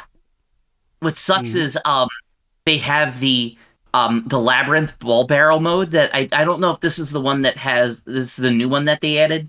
One of the things we forgot to mention is that they added a Barrels of Fun, added a brand new Labyrinth mode, which has, it's called Barrel Blast, I think it is. But the voice of Tim Kitzrow from NBA Jam is in the game. So we got the Scramp, the Cliffs of Insanity. That's the magnet. That's going to be my number 2 because that is really cool. That looks really cool. The Danger Room, so having that extra thing on X-Men was really cool. I wish I could see the grappling hook sequence that they're talking about for Ninja Eclipse. Yeah. I feel bad. Like I said, these games I feel bad for because like I haven't played Princess Bride, Ninja Eclipse, or Labyrinth. I haven't got to see him. So I think like I've seen the thing for Cliffs of Insanity. That looked really cool. I'm gonna put down the Danger Room on X. I do like having that extra little thing. Yep, I did the Danger Room for number 3 only because I've played a bunch of Princess Bride, so I've got to do the Cliffs of Insanity multiple times. Mm-hmm. So we have Best Theme Integration. So I think we already know Jaws is going to be it. Jaws is fantastic. It's like I hate to put Metallica Remastered because I feel like it's double dipping, but they did a fantastic job with it. I love the extra animations and stuff like that. They did a really great job with that. So I'm torn between these 3 for number 1. I'm torn between Avatar, Battle for Pandora. I think how they have the multiple levels, the different upper levels for the floating islands. I thought that Yeah. theme was integrated great. And also Pulp Fiction. Yes, I I'm putting Pulp Fiction for number 3 for me. that theme The integration music was and being a yep. 70s throwback thing. I might do Pulp Fiction for number 1. Yeah. Hey, do what you want. It's your choice. Especially for the fact that they made the game to fit the theme. Yes. Like you said, make it play like a Mm-hmm. late 70s, early 80s pinball Yeah. game. And then I'm going to do Avatar for number 2. Mm-hmm. And then Jaws will be number 3. And again, it's kind of like what I was talking about earlier with some of the games that use movie clips. I have a hard, and this is minor, the game still plays amazing, but with Jaws, I have a hard time with, getting into it and thinking like, okay, I'm fishing for a mako shark, I'm fishing for a thresher shark and all that, when the screen is just showing me Bruce over and over again. And then one clip's from Jaws 2, Bruce's face is burned, then it's back to Jaws 1. So again, it's tough when you have all those licensings, but then when they do Jaws of Revenge, that theming's perfect. I want to see something. So mine's flip-flop from yours. What the frig? Oh, that was the car game. Which one? Peter Brock. I was looking at what it was. Ah. It's from Highway. I've never seen this before. I've never seen that before. Well, it came out this year. King of the Mountain. $7,000 if you want it. Doesn't look bad. All right, so what else you got? Did you finish that? Yep. So, all right. We have best game launch and reveal. So I still don't know Peter Croc. Like, how it can be best if I've never even heard of it? Yeah. Like that. Let's see. We got a lot to choose from. I'm definitely going Avatar Battle of Pandora. That launch and the trailer was fantastic. I mean, we complain about like the Stern not doing enough. I think they went above and beyond with Avatar. They definitely did. Yep. And when they got the game out on location to play, the code was good. Yeah. It's like 80% there. Yeah. Number 2, I'm gonna go Jaws because they did have that extra thing with Keith Elwin playing it. Yep. And number 3, let me see. Pulp Fiction was another one they did a great video essay on. I think I'm gonna put Pulp Fiction down because that all goes to the guys from Flippin' Out that did those awesome trailer things. That's all about them because, Stern obviously doesn't use them. Yep. We have most improved game. So, yeah, Final Resistance is the one that I didn't get to play. So, Honey Factory. Honey Factory. This is Spinal Tap. They improved Spinal Tap? Did they do anything to it? I think I might have to go with the Bond's 60th anniversary. The problem is that it should go to the regular Bond. The 60th, remember, the 60th anniversary is the, that doesn't even count. The 60th anniversary is the classic one, not the original. No, I know. So my question with that is, you can answer correctly. Correct me if I'm wrong. When I played it last spring, early April at Pintastic, and it was the Tycoon Arcades game in their game room, I didn't really care for it. Mm-hmm. When I played it a month ago at Tycoon Arcade, I was in love with it. Was there any huge code updates in between that time frame? I don't think so. So it was most likely just playing it in a busy showroom. Yeah. Versus, okay, then I won't pick that as number 1. I was just like, I don't know. Like, Foo Fighters did get better. So I'm going to put Foo Fighters down. Yep. Elton John, I'll put down next. I didn't get to play much of the new code on Elton John, but it did seem a little bit different. Like, Final Resistance, I never got to play. Labyrinth, I never got to play. Labyrinth, I heard, was good out of the box, so that's insane. Exactly. So it's tough. I don't know what to put down, to be honest with you. Yeah, because Like, I've never played Drained. I've never played Final Resistance. Those are the two P3 games. Labyrinth, I heard, was good out of the box. yep, it was. Scooby Doo, I really didn't understand what was going on. Same thing with Godfather. And I will put down James Bond. What the hell?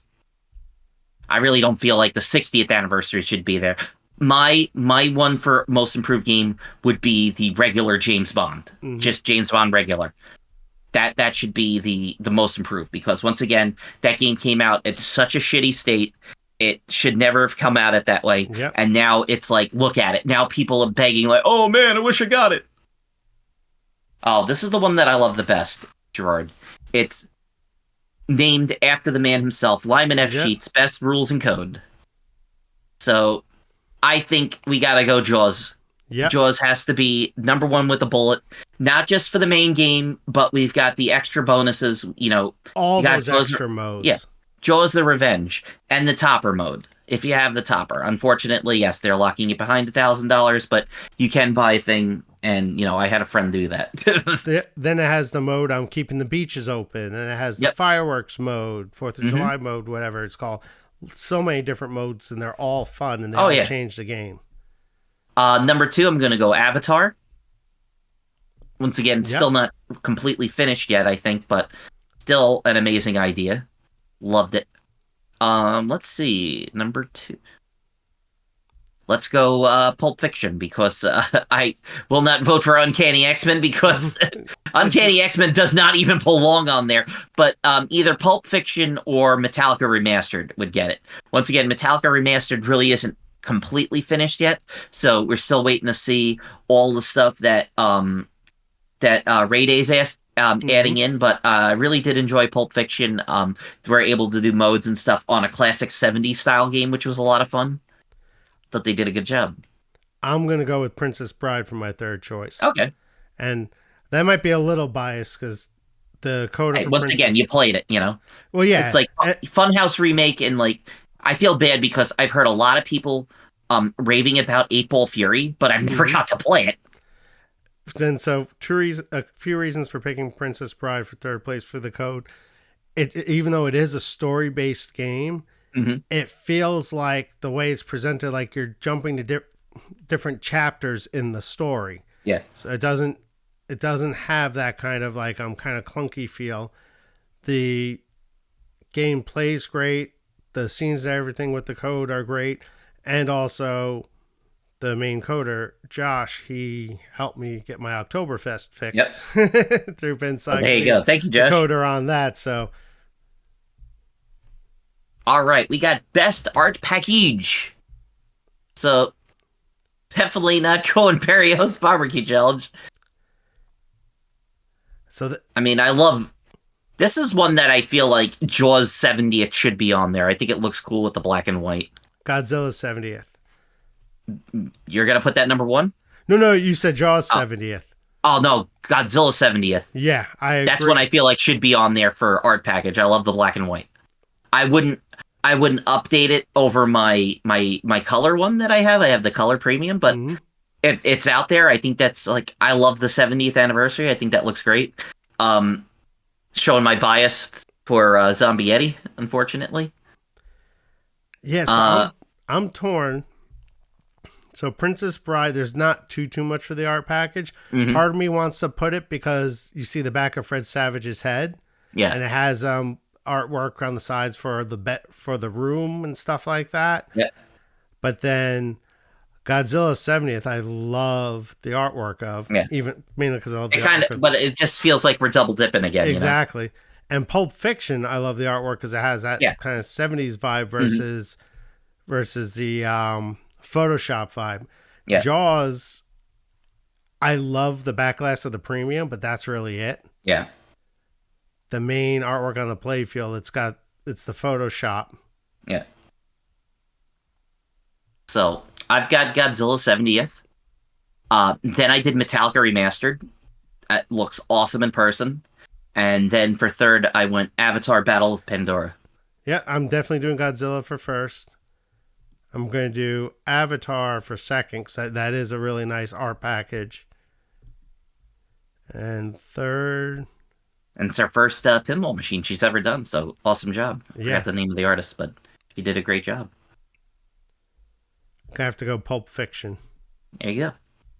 All right, we got best playfield layout. It's hard. Like once again, I feel like you're double dipping because you're putting. They didn't put Godzilla in, thankfully. No, they didn't. But Metallica Remastered is like not really that much change. So if you loved Metallica, there you go. You got another one. This I mean, is a tough one. I'd like to give Uncanny X-Men third because, like, even though it's got all its problems and sometimes What? when you play it, it shoots like shit, but you got to give credit where credit is due. I'm glad that he took a risk. He did something unique. So you got to put down X-Men for. I'm putting it Yeah, down for 3. yeah, I'm gonna. I feel the same. When it's working, it's working. When the shooter's working great, the ramps are working right, the danger room. It's got a lot to it. I unfortunately played one that was a lemon, and I'm not sure if they returned it or did anything to it, but that was one that I played. But Hmm. I played another version. I played 3 copies of it, and one out of the 3 was not run properly. Best playfield layout. I'm gonna go for Jaws. I think I'm gonna go for Princess Bride. Okay. Unfortunate, like I said, never got to play Yep, it. and that's Uh, again. It's I've always had with the what you call it, with the multimorphic and the whole the P3 system where the games go in and out and you can change it. It's really just mhm, the upper area. I always complained about how it just doesn't feel or seem great. And mhm, Princess Bride was the first one that had me really into it. mhm. And I Definitely might, shows second chances because I remember when I was talking to you through text messages, you were saying like, I don't really care for it that much, and now it's like, oh, you got it well, like right there. yeah, well, again, I didn't realize, I thought the game was out. I didn't Mhm. realize that that was such an early build and the game Yeah, was not released yet. no, And it's like, okay, so big difference. I might do Avatar for second yeah, because it's for got best. the all the extra moving pieces and stuff like that. As much as I like Jaws, I'm not a huge fan Hmm. of the layout. It's the whole package, Yeah, which is funny. Out of these 3 games, out of my choices for playfield layout, Princess Bride, Avatar, and Uncanny X-Men, yep. I like Jaws better than all 3 of those games, but that's because it's the whole thing. Hmm. Funny how that, because I'm thinking about, because I was just playing over the weekend, the reel was throwing me off, and a couple of the shots are getting frustrated with. Yeah. All right, we got best sound. So, Now, I'm immediately going to jump right to Jaws, mainly because of Jaws the Revenge. yep. Oh Uh, my god, the 8-bit sounds of it. the Like we wish. I said it to you like when I played it the first time. I was just like, I wish the Nintendo game sounded like that. Yep. And I wish you could play the game with all the background music like that, Oh because yeah. when you play the regular game, the John Williams score does get old really quick. Oh yeah. But the 8-bit theme never gets old. Hearing it on loop. Keith, add it in a flipper code. Let's do it. Come on. Come on, Elizabeth. Keith, add it in. Number 2, Pandora, Avatar. Yep. Sounded really, really good with their speakers. Once again, the job that Jersey Jack does with their sound system is second to none.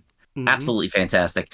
And then gotta give it to Pulp Fiction. Yep. It curses the awesome choice with the licensed music. Curses like a truck driver. Let's go.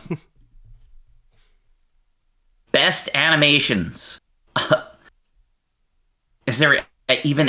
Can we give it to Barry O? The stock footage? Does that count? Let's Yeah. see what we got. Yeah, this is a tough one because do you count the video Why? clips? Oh wait, I'm on best. I went to the wrong one. It said best animations in Pulp Fiction. It's on there. Why is Why is Pulp Fiction on animations? It's a why would you put that on there? I guess That's they just copied everything. Pulp Fiction shouldn't even be on it. And Barrio. Barrio's using stock stock footage. footage. All right, so I'm gonna go Avatar: Battle for Yep. Pandora because they did all that other great stuff. Jaws simply for the 8-bit stuff. Yep. Same here. I mean, they did do some other stuff that they added in. I And mean, that's fine. it's not like with Jaws last time where they confused Toho and they said no, we did that. Yeah. Yeah. No. It's yeah. With Jaws, there's no. I was. That's funny you mentioned that when I was playing Godzilla Friday. I played Jaws at a pub at a brewery, and then I went over to the club and was playing Godzilla, and I'm like, the difference in the CGI animations from Godzilla to Jaws, it's like night and day. hmm Jaws, it's like it just looks like a sci-fi shark movie, Yep. whereas with Godzilla, I honestly thought a lot of those clips. So this is a funny story. I was confused as to why the newest monster you fight in Godzilla is Mechagodzilla, how they kept it to mainly the classic Yeah. monsters. Because, and I'm like, this is confusing because I'm watching video clips of videos and stuff like that, and that looks like it's from the newer, like the Godzilla movies from the early 90s. Yeah. And it's like, no, those are made in house at Stern. That's not Yeah. Toho. Yeah. So let's see what else we got. John Wick didn't really have animations. Like I would think like that's something they put in. I gotta put down Metallica Remastered. They did Yeah. the extra animations on that are fantastic. Yep. I might, Boom. I feel like I kind of might want to move it down because like I really love the way Metallica Remastered looks with the animations. I know there's a lot more, but the thing with Metallica Remastered is unfortunately they do have a lot more of the band clips. So you get Hmm. like you get like the stock band clips and like music video footage, but then you have the actual stuff, and you kind of just wish there was more of the animation and less of the band footage. Hmm. It was the same kind of thing with Rush. It was like, yeah, it's got all this archival footage. It's got them playing on stage. It's got them playing on tour in the old videos. But like, no, the stuff they did on that was really cool, especially with Rush because it was like the all the stuff come to life. Hmm. All right, so we have the Homebrew Pinball Game of the Year. Couple on there that I have gotten to play. I'm surprised there's a couple on there that I wanted to vote for, but I'm not seeing it. Yeah, Oh, that's it's the probably problem. under custom. It's under custom game Okay. of the year. I got you because remember, homebrew is a game Yeah, yeah, that yeah, is made from scratch, and custom is yep. one that's based off an existing game. So let's see. Um, I gotta go Friday the 13th because that I thing looked absolutely incredible. Kyle Smet, Smet is his name. Yep. Same here. So we got. I didn't get to see Motorhead. I know the game is getting its lunch eaten out by Marvel Rivals, but I want to put Overwatch on there. But I didn't know the guy's name was Nick, so I'm going to put that down. Tony Hawk's Pro Skater, I number did Tony two. Hawk's Pro Skater for number two. And I'm going to do Mike Mandola for Overwatch, Yeah, and I because did over. Overwatch was looking really cool. It sucks that what's the other one? Borderlands, because Borderlands had like a Yep. tilting playfield. I kind of wish that got on there, but yeah, Friday the 13th, that thing looked absolutely immaculate, fantastic. Now, custom game of the year, I'm gonna go bias. I gotta go with my man Clint with Hellraiser. That's funny. I went with Happy Gilmore. Yeah, because you got to play it. You Yeah, got to I play it, got to play. and you Got have to to. beat Revy. Well, yeah, briefly, but hmm I had like a probably almost like a 20-minute conversation with Brian. Yeah. So, Saul looked really good. Yeah, I did that for number two. I'm gonna go to The Greatest Showman. I'm not a fan of the musical, but I've been following that. I think the gentleman's name is Jeffrey Hmm. Jones. No relation, we should say. But that looked really, really cool. And then I'm gonna go Saw. I know they're both the same game. They're both Hmm. based off of Whirlwind, but just shows you how different it is that you have like this kind of like with spooky pinball where you have Looney Tunes and Texas Chainsaw Massacre, Yeah, and you're like, here's like a family-friendly game based off of a musical, and then you have fucking Saw. yes, I went with Happy Gilmore for number one, Hmm. Saw for number two for custom game of the year, Yep. and Hellraiser for number three. There you go. So once again, Hellraiser was just for the fact that I got to play it, and that once I found out it was based off of Devil's Dare, I'm like, okay, you win. And Clint, I didn't get a photo of it, but someone took a photo of the underneath of the playfield. Oh my God, Gerard! Talk Mm-hmm. about an insane amount of stuff in there. Total rat's nest. I couldn't believe how much he got in there. All right, so we have pinball locations. Now there's a write-in location, so I'm gonna look. So you're gonna have different ones than me, but Yeah. I have to go Fun Spot in Laconia. Definitely picked it up from previously. Absolutely fantastic place. You guys did a fantastic job with the Pinball Outpost. I got to put you down for number one. You guys did a fantastic job. Yep. Let me look throughout the word. I did that Pinball Long too. Island's on there. So last I heard, they haven't been doing a good job maintaining their Yeah. games, unless it's another location. Nah, it was that location. That's what I've been Okay. hearing. Even Craig went there and he said the same thing. He took the kids there and he goes, man, these games are beat to shit. Like Hmm. that. And it They have, sucks because that's one of the. There's two places in what we would call the tri-state area that have the Jersey Jack Pirates of the Caribbean, and it's Pinball Long Island and I think Silverball Museum in New Jersey. mhm. So it stinks that they're not maintaining the games on Long Island. The your guy's not listed on here. I know, which is You funny. can I would. Rochester Pinball Collective, but Well, I'm saying there's. So I'm oh, saying there's. Tycoon's there. Yeah, Tycoon is there. Yep, I did Tycoon for number two. I'll throw him in there, and I'm gonna throw my good friend Jack from the Jack Bar. So we got the Midwest. Uh, I'm still pissed off that they took out the guys from the uh uh Fox Cities, but I'm gonna put down District 82. That's definitely a place like I'm saying of places I would like to visit. And I'll Hmm. definitely go to District 82. They have a lot of great games, a lot of great players that play there. Um let's see what else. I'm gonna put down the Interium because they do a lot of great stuff with hosting tournaments and stuff like that. They're more like a kind of like a Dave and Buster's kind of style place with bowling and stuff like that, but they do offer pinball. And I'm gonna give shout outs to my good friends at Logan Arcade. Yeah, You got to put them in there. Great people. yeah. I was going to do So, Logan Arcade. And mhm. these are all places I've never been to, but I've followed. All right. So we're going southeast. There, Go. Why no is ga- Washington D.C. in southeast? That's weird. no galloping ghost. Yeah. Well, people all hate the pinball and Oh, Galloping okay. Goat. Oh, okay. Never mind. I thought I haven't seen the pinball place. I was just. Oh, that's cool. All right. So we're going down Arcade Odyssey. I wish I could go there. Still haven't been there. I'm surprised they didn't put down Arcade Monsters is not listed Hmm. because he runs a lot of pinball over there. Maybe it's not good. So I'm gonna put down my good friends at Flippers for Grandy. Those guys are Yep. fantastic.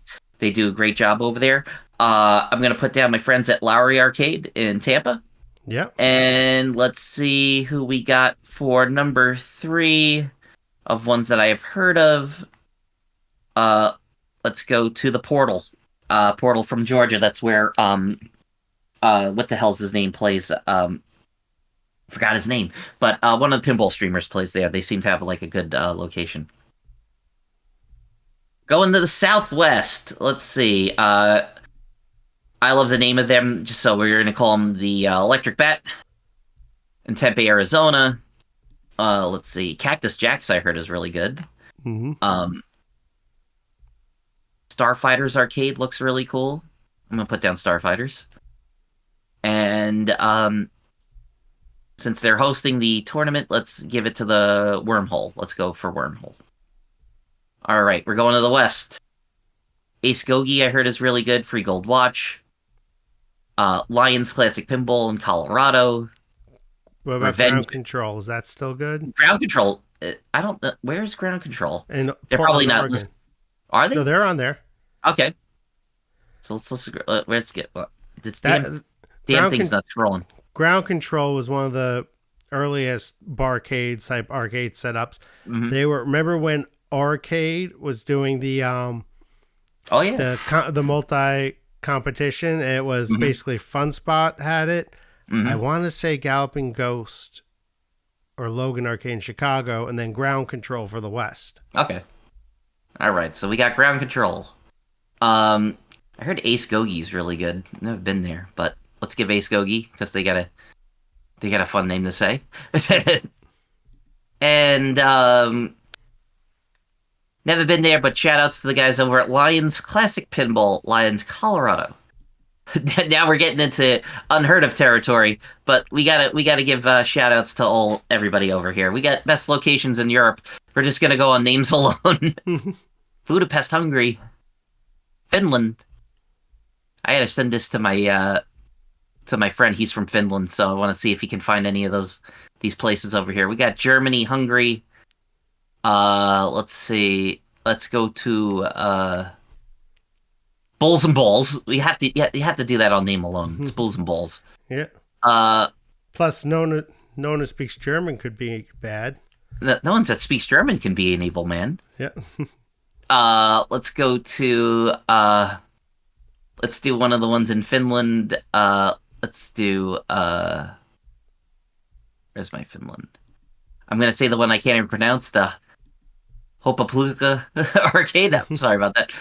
Come to Arcade Hunters. We ruin beautiful languages. And let's go to Italy. Let's go to Milan. We got Italy on there. All right, Australia. Australia there. Let's see what we got. Let's do the Netherworld because I think of Beetlejuice. uh, let's do the Pinball Parlor, and we'll do let's do Pin City. They sound like nice guys. All right, Canada. So let's see if anybody that I know in Canada is on here. It doesn't look like it. Let's go to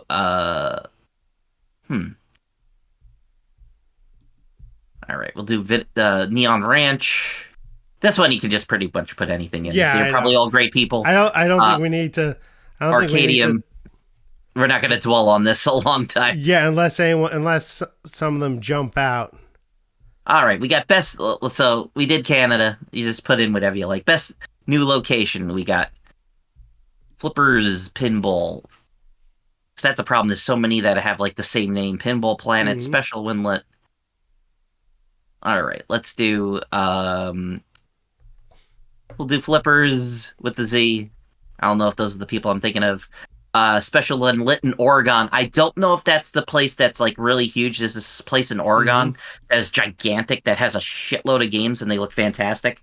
Let's do the Lazarus Pinball Museum. They're in Missouri because we love.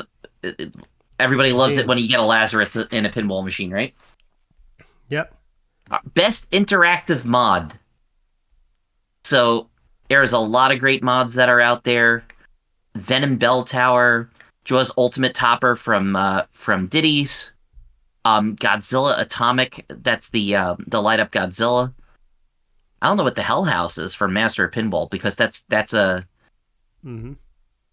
pin lights. Let's see. Let's do the Pin Woofer because those guys put in some good stuff. Bomb Goldfinger Laser. That sounds really cool.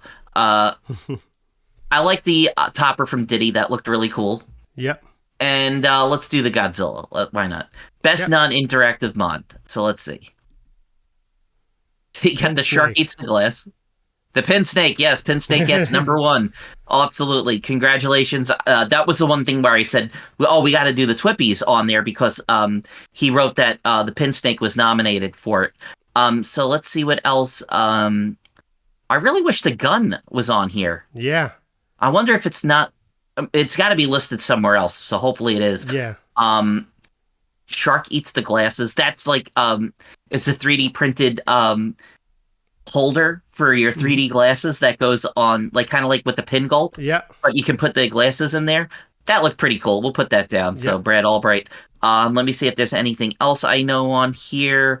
Um, we'll do the Chumline ball suppressor from Rocket City. That's a guy that's local here in Tampa. So if you guys have a problem with jaws, I've heard a lot of people with like the Chumline, like the ball will bounce. This is a 3D printed solution that you put underneath of it, Yep. and it supposedly holds it up. So best OEM topper. So I'm putting down Foo Fighters, Yep. the disembodied head of Dave Grohl, Avatar's topper that they have on there, and I didn't see I forgot what the one for Pulp Fiction for Princess Bride was, but I'm definitely putting down where the hell is it? What are you It's looking, not on there? what are you looking Are you for? kidding me? The trolls from Barrels of Fun. The trolls should be on there. What the hell? Is it not on there because it comes standard on the game? No, it's extra. Are you Yeah. kidding me? That would be number one. Yeah, that would be number Are one. you kidding me? Wow. I didn't even see what the hell the Texas Chainsaw Massacre topper was. That sucks. Man, they'd be there number one with a bullet. So, okay, we got Foo Fighters, we got the Avatar. I'm gonna put down Jaws simply for the fact that it unlocks. It's the DLC for the other game. Yep. I know we shouldn't be encouraging that, Stern. I mean, the only thing on Foo Fighters that it does is that you can make it that it's you can collect the band members, and it makes it roll over to the other games. But the trolls on Barrels of Fun would be number one. Oh, yeah. Best aftermarket topper. Now there's a lot of them, so Actually, there's not that many on the list. I want to see what the Congo topper is. But the first one I'm going to go for is the Attack from Mars from Electric Playground, and then the Godzilla one from Electric Playground. Those have video screens on them. The Attack from Mars one looks really, really cool. But and the Godzilla one, it's a toss up between those two, but I think they did a great job. Let's see. I didn't get to see the Big Lebowski one, but those guys from Electric Playground did a great job. Let's put down. I'm gonna put. I'll give them the Big Lebowski. Give it to Electric Playground. Those are good. Now we have Community Awards. This is the last one. Best pinball app or service. Pinball map. Pinball map. You're gonna put number one, Yep. And I'm going to do match play number 2. and then Stern Insider Connected. Yep. Well, they have updated. That's definitely one that I would put for like most improved. Best convention and show. This is gonna change for everybody. I wouldn't even put pinball that Free Play Florida. They've been sucking. I wish I could go. Where is I'm not gonna put down Free Play Florida as number one. I'm gonna put them in number 3. Free Play Florida, number 3.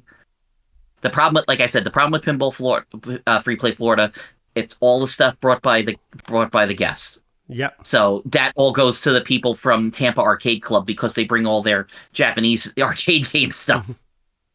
Pinball Expo's number 1. Number 2, what is Pintastic in there? Yeah, I did Pintastic New England number 1 for me because that's the one I can go to. I did Pinball Expo for number 2. And then for the third one, I was almost think I've heard a lot about the Pin Brew Fest. Mm-hmm. But then there's also the Texas Pinball Festival. Mm-hmm. There's a lot of good stuff. So we're going to best tournaments. All right, we got a lot. IFPA 19. I'm going to put down Indisc. Guy from Kevin, I forgot his name. Does a great job. I'm going to put down 24-hour battle at the Sanctum. That's something that I've always wanted to go to. Those guys look like they have a lot of fun over there. Pinball Olympics is a lot of fun. Simply just because I go there, I'm going to put down Free Play Florida. Because big ups to all those guys. They do a fantastic job. I definitely have to give them an up on that. That's from the guys at Pinball Lounge. They do a great job. I should have voted for Pinball Lounge. I apologize. Best online community group, Pinball Degenerates. Not Pinball. Let's get Pinball Degenerates. They sound fun. Pinball Enthusiast. This is all pinball people on Discord. Everybody but Pinside, because Pinside is terrible. And community member of the year. Let's see. I don't know any of these people are. Some of these people. We'll put down Josh Sharp. He's a nice guy. Andy Bagwell's a nice dude. And another friend of mine on Facebook, Jake Danzig. Nice guy. So that's it. That is our ballot. Yeah. Who else is on there? Jake Danzig. I didn't. Yep. So I hit sending and I'm locked up. So I have to select motorcycles to verify. Really? I didn't get any. I don't want to die. I just want to ride my motorcycle. Yep, mine's cool. Submitted. There we go. So that was our little tangent. We're voting for the TWIPY, so make sure you go on there. Put in your vote for the year. I know there's the other one that comes out later on in the year. So we want to thank you all for checking out the Arcade Hunters Podcast 137. Gerard, is there anything you want to end off with the kids? Nope, just looking forward to a new year. Going to be uploading a bunch more videos, trying to do that more regularly, especially the shorts, because they don't take that long to edit and throw together, and sharing across different platforms. And hopefully within the next week or two, our podcast will be on Spotify. Awesome. A couple things I have to tweak before we can do there. Cool beans. All right, folks. Thank you, everybody, for coming in and checking out this episode of the Arcade Hunters Podcast. Once again, I am Nick for my friend Gerard. Thank you very much for listening, and we'll talk to you guys later. Take care. See ya.